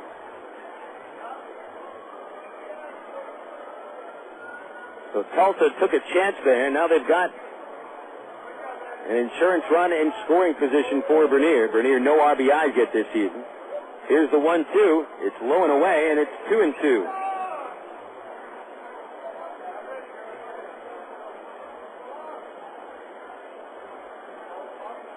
That's the only steal of the game for Tulsa. They don't have many speed demons. 2-2 pitch is swung on. A broken bat fly ball in a shallow right field. Peel coming on, and he makes the running catch. And the 8th inning is over for Tulsa. 1 run, 2 hits, no errors, 1 left. The Drillers increase the lead to 2. It's 7-5 Tulsa. Bottom 8 coming up on Little Rock ESPN 1380. Emergency hotline, can I help you? Yes, I need help. All right, sir, what's the problem? I can't taste my beer. I feel it in my mouth, but there's no taste. Okay, sir, this is what I want you to do. Put the bottle down and step away from the beer. Okay. Walk straight to the corner store and pick up a 6-pack of Miller Lite. Okay. Don't worry, it's going to be all right. Next time, try the light beer that actually tastes like beer. Great tasting, less filling Miller Lite. Miller, good call. Miller Brewing Company, Milwaukee, Wisconsin. AgPro knows you're patient. You've had your eye on a certain green and yellow tractor for some time now. But here's a thought. Visit your local John Deere dealer for an innocent test drive. Sit in that yellow seat and feel that rugged quality. Then run the numbers. You may find you've underrated the value of a John Deere and overrated the value of patience. After all, nothing runs like a Deere. Test drive the John Deere of your choice today at AgPro Central Arkansas, 10504 Maumelle Boulevard, North Little Rock. Of all the days of the week, it seems that Mondays are everybody's least favorite day. Well, the Travs and the Arkansas Democrat-Gazette have a reason for baseball fans to look forward to Mondays. That's because Mondays are Democrat-Gazette family night here at the ballpark. You just pick up a copy of Monday's Democrat-Gazette, and you'll find a discount family ticket right there in the sports section. That's right. It's a coupon that admits the whole family for just $2 a person. Ready? Hey, Mondays don't sound so bad anymore. You're listening to Arkansas Travelers Baseball. Bottom 8 now at Ray Winder Field, and the Travs trailing by 2, 7-5 here on the home opening game of the 74th and final season of Ray Winder Field. Don't forget, Ben, the final game at Ray Winder will be on September the 3rd. Sunday afternoon. It'll be against the Springfield Cardinals, a 2 o'clock first pitch. And tickets are not yet on sale for that game. We're going to have a special commemorative ticket printed out for everybody that comes out to the game on September the 3rd, the last game at Ray Winder Field. Here's the first game of the season at Ray Winder. And it's Bobby Wilson at the plate to start the 8th against Josh Newman. First pitch is swung on and lined to right field, but Smith is there to make the catch. Oh, hard luck continues for Bobby Wilson. Hit the ball hard 2 times with nothing to show for it with an 0 for 4 evening. Now it's Greg Porter coming up. Greg at the plate has done very well. 2 for 3, 2 doubles. He scored a run. Greg begins to walk up to the batter's circle against Newman. Drillers have the lefty-on-lefty spot they're looking for. And they've got a right-hander warming up in the bullpen. He is Manny Corpas. Here's a pitch to Porter. A swing and a foul away over the third base bleachers. Strike 1. Porter doubled and scored in the 2nd. Fly to left field in the 4th. And doubled off the left field wall in the 6th inning, but he'd been stranded at third base. The Greg's gone to left field all three of his at-bats. Hits left-handers pretty well. The 0-1 inside, turned his right elbow away from it. 1 ball, 1 strike.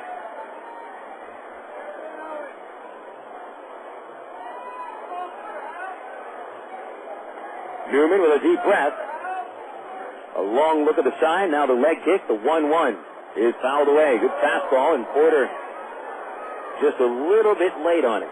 1-2 now from Newman to Porter. Josh Newman from the Ohio State University in his third season. 19th round pick in 2004. Full-time reliever. The 1-2 to Porter. Just a little high. Went back to the breaking ball, and now it's 2-2. Newman, big strikeout pitcher. 145 career strikeouts in 97 innings coming into this year. And this season, 10 strikeouts in 7 innings. Pitch to Porter, low, and he's taken the count full, 3-2.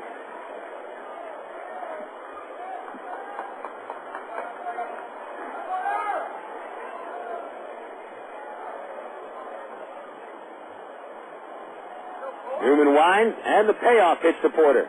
Inside, he walks, and the tying run will come to the plate. So Porter, who hadn't walked in either of his first 4 games of the year, has taken a walk in each of the last 2. A nice patient at-bat there by Porter. Never giving in to the pitcher. Eric Rodlin now coming up. Another left-hander to face the left-handed pitching Newman. Rodlin is grounded out, singled, and grounded out. 1 for 3. Entered the game hitting .350. Double play depth by the infielders. Porter leads off. Koshansky holds him. The pitch to Rodlin almost hit him. The third time he's come on inside of the right elbow of both Porter and now Rodlin. Well, luckily for Newman, they've gotten their arms out of the way. 1-0 the count on Rodlin. No homers with 2 doubles and 5 RBIs in 6 games this year. The 1-0 is fouled away. Newman went to the breaking ball. Rodlin sliced it off the end of the bat. And it's 1-1.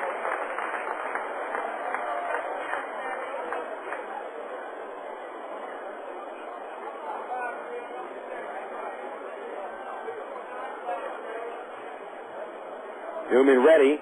Here's the 1-1 to Rodlin. Swinging a foul straight back. That time a fastball up around his eye.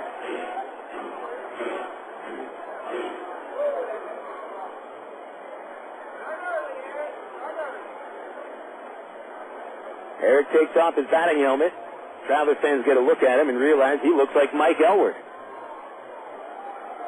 The only 2 Travs with red hair. Now Rodlin in there, left-hand batter. Waving the bat under his knees, back and forth, waiting for Newman to find a sign, and he just continues to stare at the catcher, and Colina will go out to the mound for a quick talk.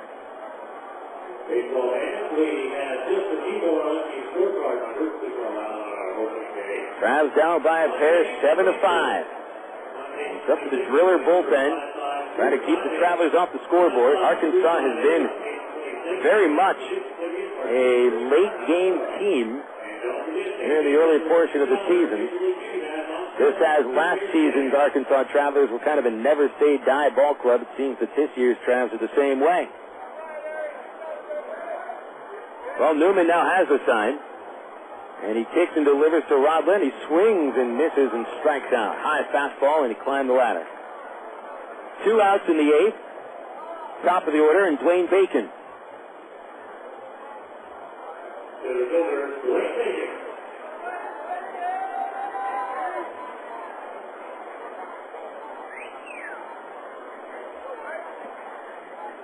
Bacon will bat from the left side, getting his first at-bat right-handed today. Pardon me, batting right-handed. He's walked, reached on an error, grounded out, and struck out. Stewart ready to charge at third base. The pitch to Dwayne is high and outside, ball 1.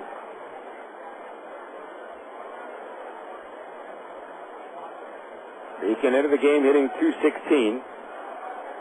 And has gone 0 for 3 today. He represents the tying run. Shadow stretching in a short left field.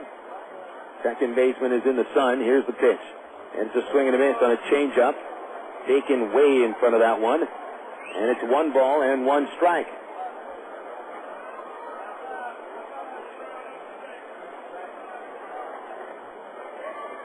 Bacon, much more accomplished as a left-handed hitter. Trying to make contact on the right side. Here's the 1-1, and it's outside. 2 balls, 1 strike on Bacon.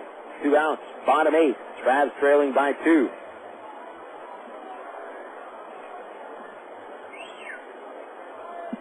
Porter carefully takes the lead with a left-hander on the mound. Newman comes home. The 2-1 to Bacon is swung on and lined into left field. Thigpen back with room, and he makes the catch going down to a knee. There is the effect of that sun coming over the first base roof as Bacon lines out to Thigpen. He almost dropped that ball. No runs, no hits, 1 less for the Travs. That'll take us into the 9th inning. And it's the Drillers 7 and the Travelers 5 on Little Rock ESPN 1380. It takes teamwork to be able to reach new goals in today's complex business environment. Each one of us should strive to be a step ahead and know how to compete in a rapidly changing world.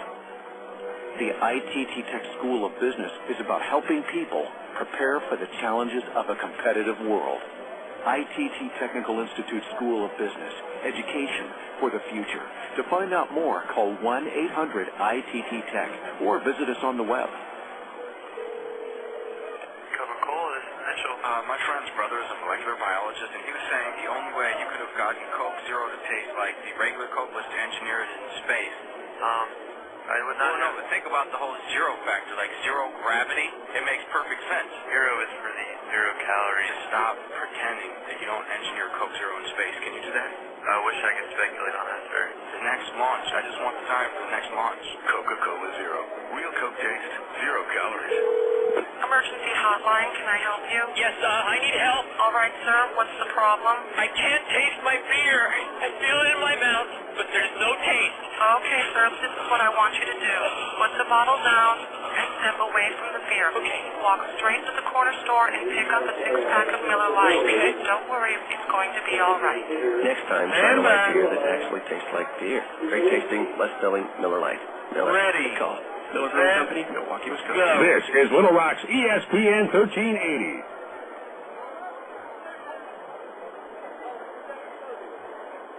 Top of the 9th inning, the Drillers have their last chance to add to the lead. They start with Troy Tulowitzki.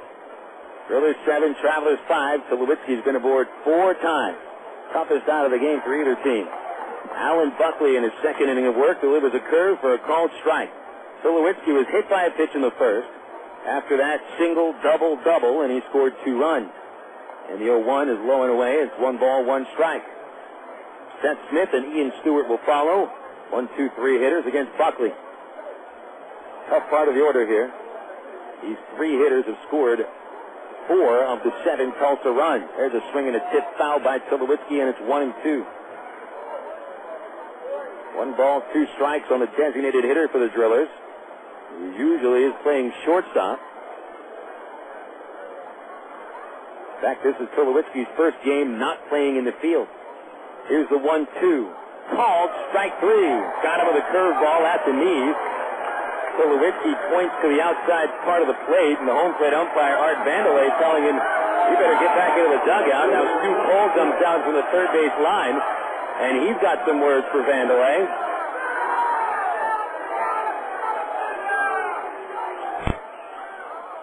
But it is a strikeout of Tulowitzki, bringing Seth Smith to the plate.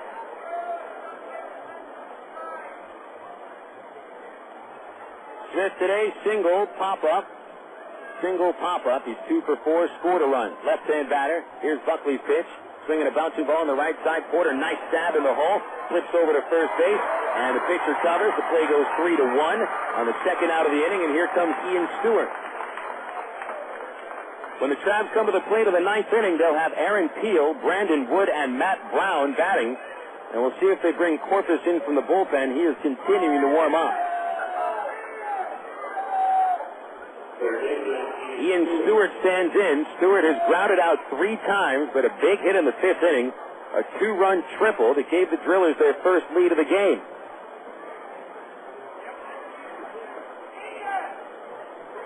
Buckley will deliver the pitch, and it's in the dirt for ball one.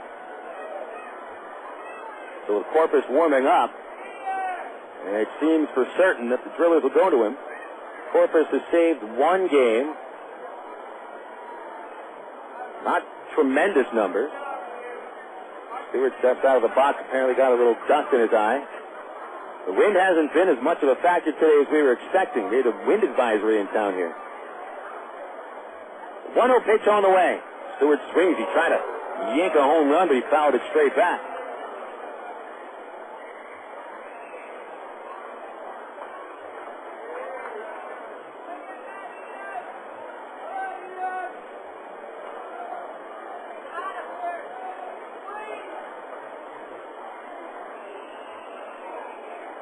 Buckley set. Here's the 1-1. He missed inside, but tell you what, Buckley looks pretty sharp. His breaking ball is moving a lot. His fastball is coming in pretty hard.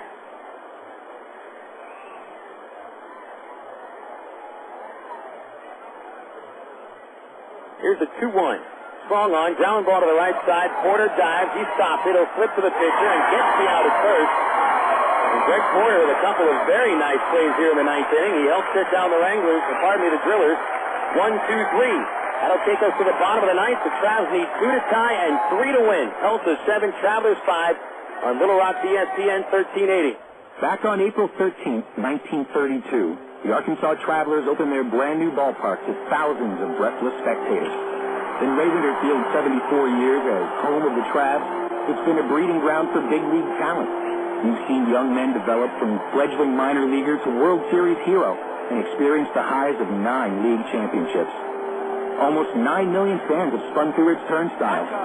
It's where we introduced our kids to the great game of baseball. We've brought dates to the bleachers and sat through rain delays with friends.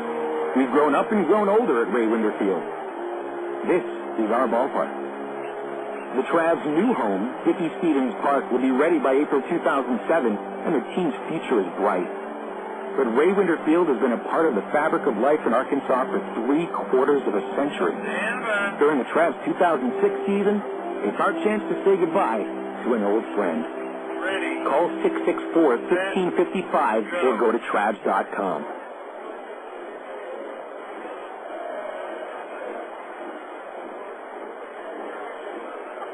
Final chance for the Travs in the bottom of the ninth inning. They'll go up against Manny Corpas.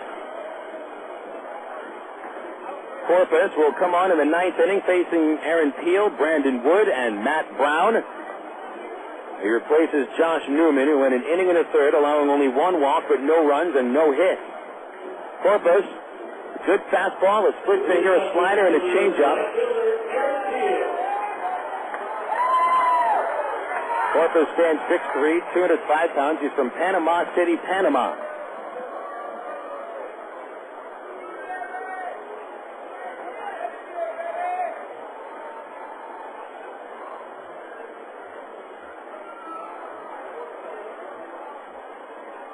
Travs again need 2 to tie and 3 to win. Peel leads off 0 for 4. He's popped up his last 2 times to the plate. He's also grounded to short and struck out.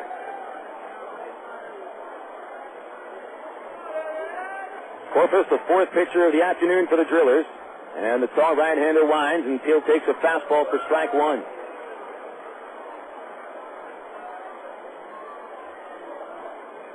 Corpas this year, 1 win, no losses in 5 games with a .450 earned run average. The 0-1 on the way. Peel shows bunt, but he missed it. He may have tipped it off the catcher, but either way, he did have the element of surprise there, but unable to get it down. 0-2 to count to Peel. Corpas has saved 1 game, allowed 7 hits and 3 runs in 6 innings with no walks, 1 hit batter, and 9 strikeouts. The league hitting .304 against him. Colina out to the mound. Really just seems to be trying to get his balance back after that foul hit by Peel. Hit him in a tender spot.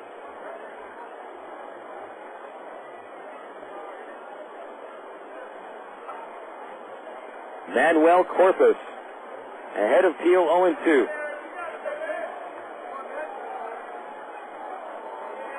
Winding up. Corpas rears back. Teal swings and misses at a slider and is out number 1. Great pitch there by Corpas.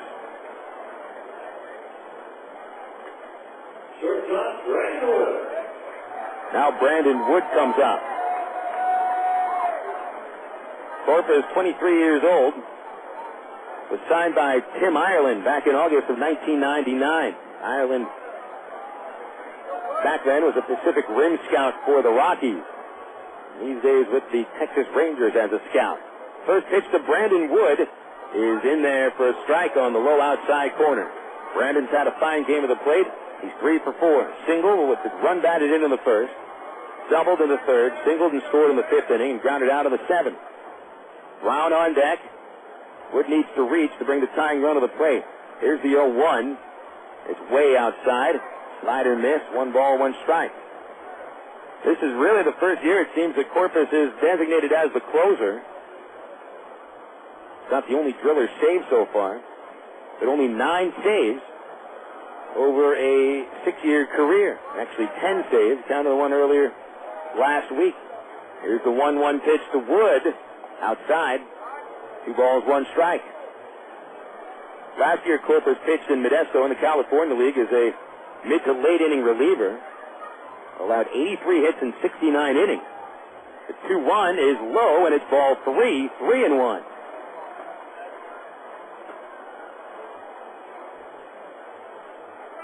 Corpas hasn't walked anybody yet. He's had very good control numbers throughout his career. 84 walks, 289 innings. 3-1 to Wood. Swung on, line in the left field. It's a base hit.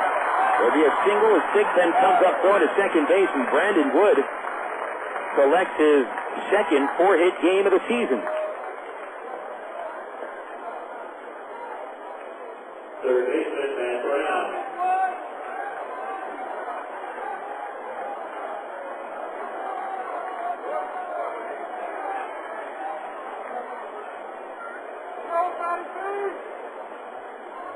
So Matt Brown stands in. Brown has already had 2 dramatic home runs for the Travs. A game-tying homer and a game-winning long ball in Wichita on Tuesday and Wednesday. Homer today in the 7th. First pitch. Inside, ball 1. Brown 3 for 4 this afternoon. Started the game hitting .351. It's going to bump up to around .400. He is singled, doubled, and homered. Wood, the runner at first, a short lead. Hands on his knees. He's leaning back to first. Here's the pitch. Check swing. Slow ground ball to the right side of the mound. Here's a throw to second by Corpas. There's an out. The relay to first is not in time. Oh, Brown did not mean to hit the ball. A check swing on the slider. Mike Elward coming up. The tying run still at the plate. But the Travelers are down to their final out.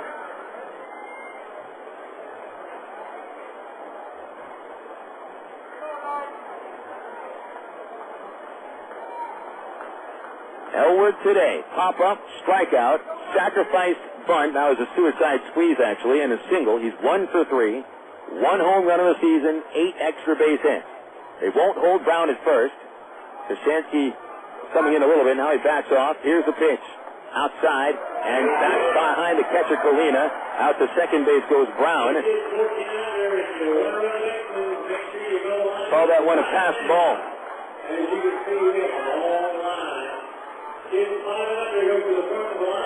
Well, the tying run still at the plate. Man at second base, Brown, and bringing him in would be nice. But without bringing Elward in, doesn't matter much. To change the scoring call from pass ball to wild pitch. So Corpas charged with the wild pitch. And it's his first of the year. 1-0 on Elward, 2 outs, 9th inning. Travs down by 2. Here's the 1-0. A curveball, and it's a called strike on the inside corner. Elward turns over to the umpire and shakes his head, says that wasn't a strike. But it's gone this way both ways today. 1 ball, 1 strike on Elward. No one holding Brown. He takes a big lead. Tries to get in Corpus' head. The pitch to Elward is hit deep towards left field. Big Ten back. It's over his head. Brown is going to score. Elward on his his way for second base. Here comes the throw. He's safe. A double for Mike Elwood has put the tying run into scoring position for Jason Espino.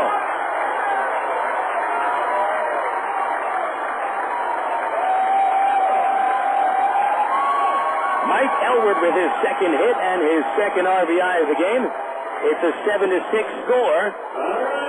And this one goes down to the very last pitch today, folks. We're going to have a pinch runner for Espino. For Mike Elwood. They'll put Casey Smith in there.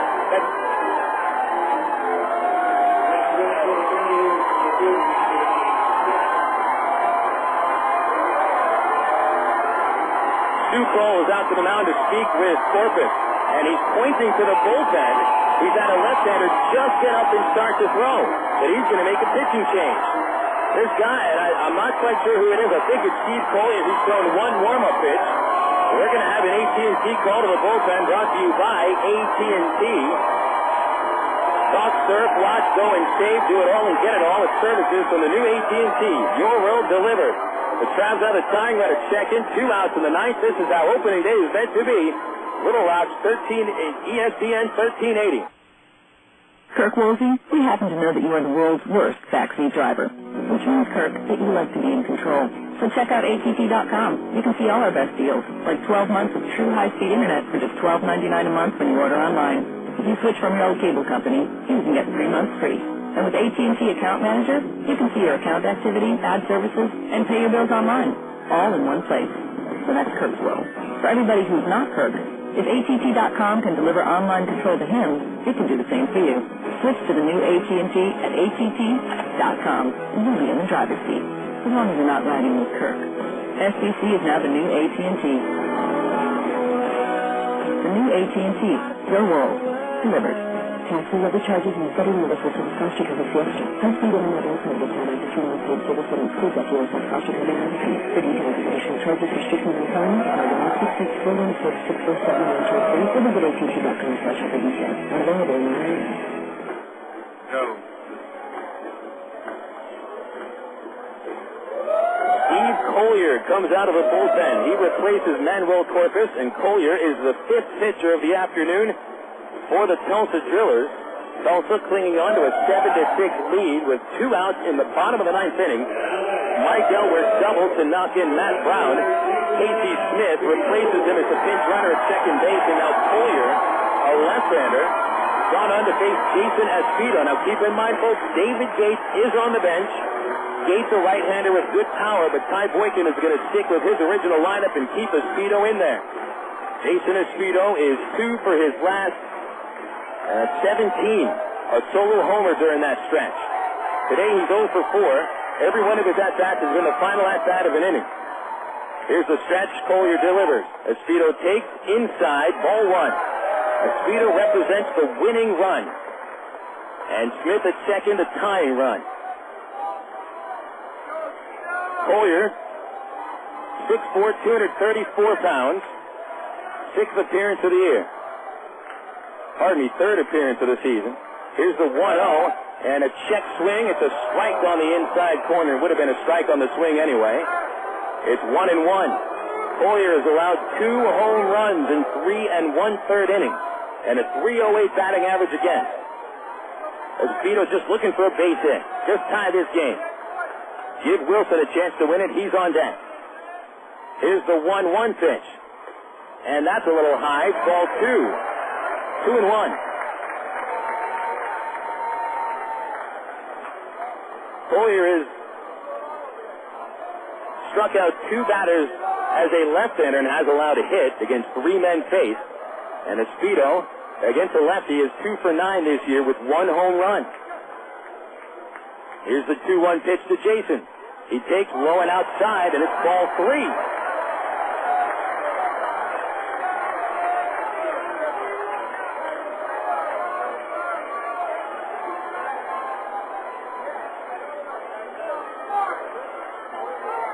Colyer has walked 1 batter, struck out 3 in 3 1/3 innings. A 3-1 count. Here's the stretch. A glance at second, and the pitch to Espino. Called strike 2. Colyer's thrown almost nothing but breaking pitches. And Espino started to swing but held back. It's a 3-2 count, 2 outs, 9th inning. Deja vu for Jason Espino. Colyer ready at the belt. Here he comes with a payoff pitch. Swinging a line drive into left field. It is falling. Big Ten coming. Makes a diving catch, and the Drillers win. Oh, a spectacular catch by Big Ten in left field. Not much else that Jason Espino could have done. He hit it right on the button. Big Ten there to make the diving catch head forward. And the Travelers manage 1 run in the 9th on 2 base hits. They strand a runner, and Tulsa holds on for a 7-6 win in the final opening day ever at Ray Winder Field. And a classic game at that. 7-6, Tulsa wins. The Travs fall to 6-4. Tulsa goes up to 6-4. We'll give you the final totals and the recap after this on Little Rock ESPN 1380. What if there were no bad drivers? What if everyone always followed the speed limit? What if 10-car pileups didn't exist? In a world like that, we'd all be better off. It's why Allstate is introducing 2 incentives to drive safe. For every 6 months you don't have an accident, you'll get cash off your renewal bill with a safe driving bonus. And for every year of safe driving, you'll get $100 off your deductible with deductible rewards. Another year, another $100 off, up to $500. But it's not just about saving money. Safe driving also saves lives. It's time to make the world a better place to drive. That's Allstate stand. Are you in good hands? Get Allstate Your Choice Auto Insurance today. Call a local Allstate agent or 1-800-ALLSTATE. You can get $100 off your deductible the day you sign up. Features are optional and subject to terms, conditions, and availability. Deductible awards apply to collision coverage. Patent pending. Allstate Property and Casualty Insurance Company and Allstate Fire and Casualty Insurance Company, Northbrook, Illinois. Emergency hotline, can I help you? Yes, I need help. All right, sir, what's the problem? I can't taste my beer. I take a sip, I feel it in my mouth, but there's no taste. Okay, sir, stay with me. What's your name? Robert. Okay, Robert, this is what I want you to do. Put the bottle down and step away from the beer. Okay. Walk straight down to the corner store and pick up a 6-pack of Miller Lite. Open one, take a sip, and everything should be right back to normal. Okay. Don't worry, Robert. It's going to be all right. Next time, try the light beer that actually tastes like beer. Great tasting, less filling Miller Lite. Miller, good call. Miller Brewing Company, Milwaukee, Wisconsin. This is Little Rock's ESPN 1380. It's time now for the Allstate Insurance post-game show. Once again, here's the voice of the Arkansas Travelers, Phil Elton. Go. A tough loss this afternoon and opening day at Ray Winder Field as the Tulsa Drillers hold on to defeat the Travs by a 7-6 final score. Yet another 1-run game for the Arkansas Travelers. They played a whole lot of them in the early going. In fact, this is the 7th 1-run game the Travs have played this season. They've won 4 of them and now lost 3. 7-6 is the final score. Let's get to the unofficial final totals. For the Drillers, it was 7 runs on 12 hits, 3 errors, and 5 stranded. The Arkansas Travelers scored 6 runs on 12 hits, no errors, and 9 men stranded. The winning pitcher this afternoon is Emmanuel Ujoa. Ujoa with his first win against 1 loss. The loss goes to Jesse Smith. He is 0-1. And Steve Colyer got the save. It's his first. Time of game was 2 hours, 57 minutes. The paid attendance at Ray Winder Field, 4,029. Recapping the game, the Travs got off with a quick start today. Dwayne Bacon began the game with a walk, stole second, and scored on Brandon Wood's first of 4 hits, a single to center field, and the Travs had a 1-0 lead. But after Jesse Smith stranded 2 men in scoring position in the first inning, he gave up a run in the second. Lead-off double by Jordan Zarnicki. He'd go to third on a loop single by Matt Macri and score when Alvin Colina bounced into a double play. That would tie the game 1-1. The Travs came right back in the bottom of the 7th inning. A 1-out double by Greg Porter. He would score when Matt Macri fumbled Dwayne Bacon's ground ball. And that would make it a 2-1 lead for the Travs. But Tulsa would tie the game in the 4th inning. Jordan Zarnicki, a 1-out single off Smith. He'd be sacrificed to second. Smith threw a wild pitch, getting into third base. And a 2-out single by Alvin Colina brought Zarnicki home. And we had a 2-2 tie going into the 5th inning. The Drillers got in front for good in the top of the fifth. Against Smith, Tulowitzki led off with a double. It'd be the second of his 3 hits.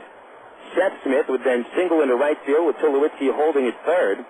Ian Stewart followed with a 2-run triple into the right field corner, bringing home Tulowitzki and Smith. That put the Drillers ahead 4-2. And Judge Thigpen made it 5-2 with a sacrifice fly to center, bringing Stewart home. So the Travs were down by 3 going into their half of the fifth inning, but they answered with 2 runs against Ulloa. Wood with a 1-out single. He'd go to third when Matt Brown doubled down the left field line. But Thigpen, the left fielder, would throw to second base with nobody covering. The ball rolled all the way to the first base line. Brandon Wood alertly scored from third on that throw. And Matt Brown would go to third base when Joe Koshansky picked the ball up and threw wild to the plate. So 2 errors were charged on the play, 1 to Thigpen, 1 to Koshansky. And then Mike Elwood would drop down a perfect suicide squeeze, bringing Brown home, and the Travs were down by 1 going into the 6th inning. It remained a 1-run game heading into the 7th when the Drillers managed to run against Aaron Pullen. A leadoff double by Tulowitzki.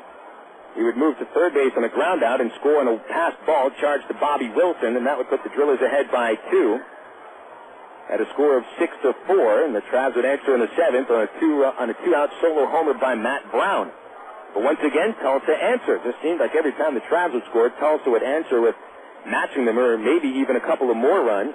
The Drillers got a solo homer by Koshansky to start the 8th inning. That's all they would get, and it would be 7-5 going into the 9th. Manny Corpas out of the bullpen for the Drillers, and with 2 outs, Matt Brown got to second base on a wild pitch. Mike Elwood then doubled off the left field wall, bringing Brown home and cutting the game into a 1-run. Casey Smith pinch ran for Elwood at second. The Drillers brought Steve Colyer out of the bullpen, and Jason Espedo on a 3-2 pitch lines in a left field, but Judge Thigpen makes a game-saving, head-first diving catch, and that gave the Drillers the 7-6 win. 7-6 Tulsa the winner. The Drillers are 6-4, and the Travelers are also 6-4. Coming up next on the Allstate Insurance postgame report, we'll check the scores from the Texas and Major Leagues on the Southwest Airlines out-of-town scoreboard. This is Little Rock's ESPN 1380. My friend's brother is a molecular biologist, and he was saying the only way you could have gotten Coke Zero to taste like the regular Coke was to engineer it in space. I would not know, but think about the whole zero factor, like zero gravity. It makes perfect sense. Zero is for the 0 calories. Just stop pretending that you don't engineer Coke Zero in space. Can you do that? I wish I could speculate on that, sir. The next launch. I just want the time for the next launch. Coca-Cola Zero. Real Coke taste, 0 calories. Your world is suddenly changing for the better, all because 2 great companies that you know and trust, have now joined forces to deliver the world that matters most. Yours. AT&T, with its passion to invent, and SBC, with its drive to deliver, have come together to create the most complete and secure network with products and services to keep you connected to work, home, to life. Introducing the new AT&T, your world delivered. This is Little Rock's ESPN 1380.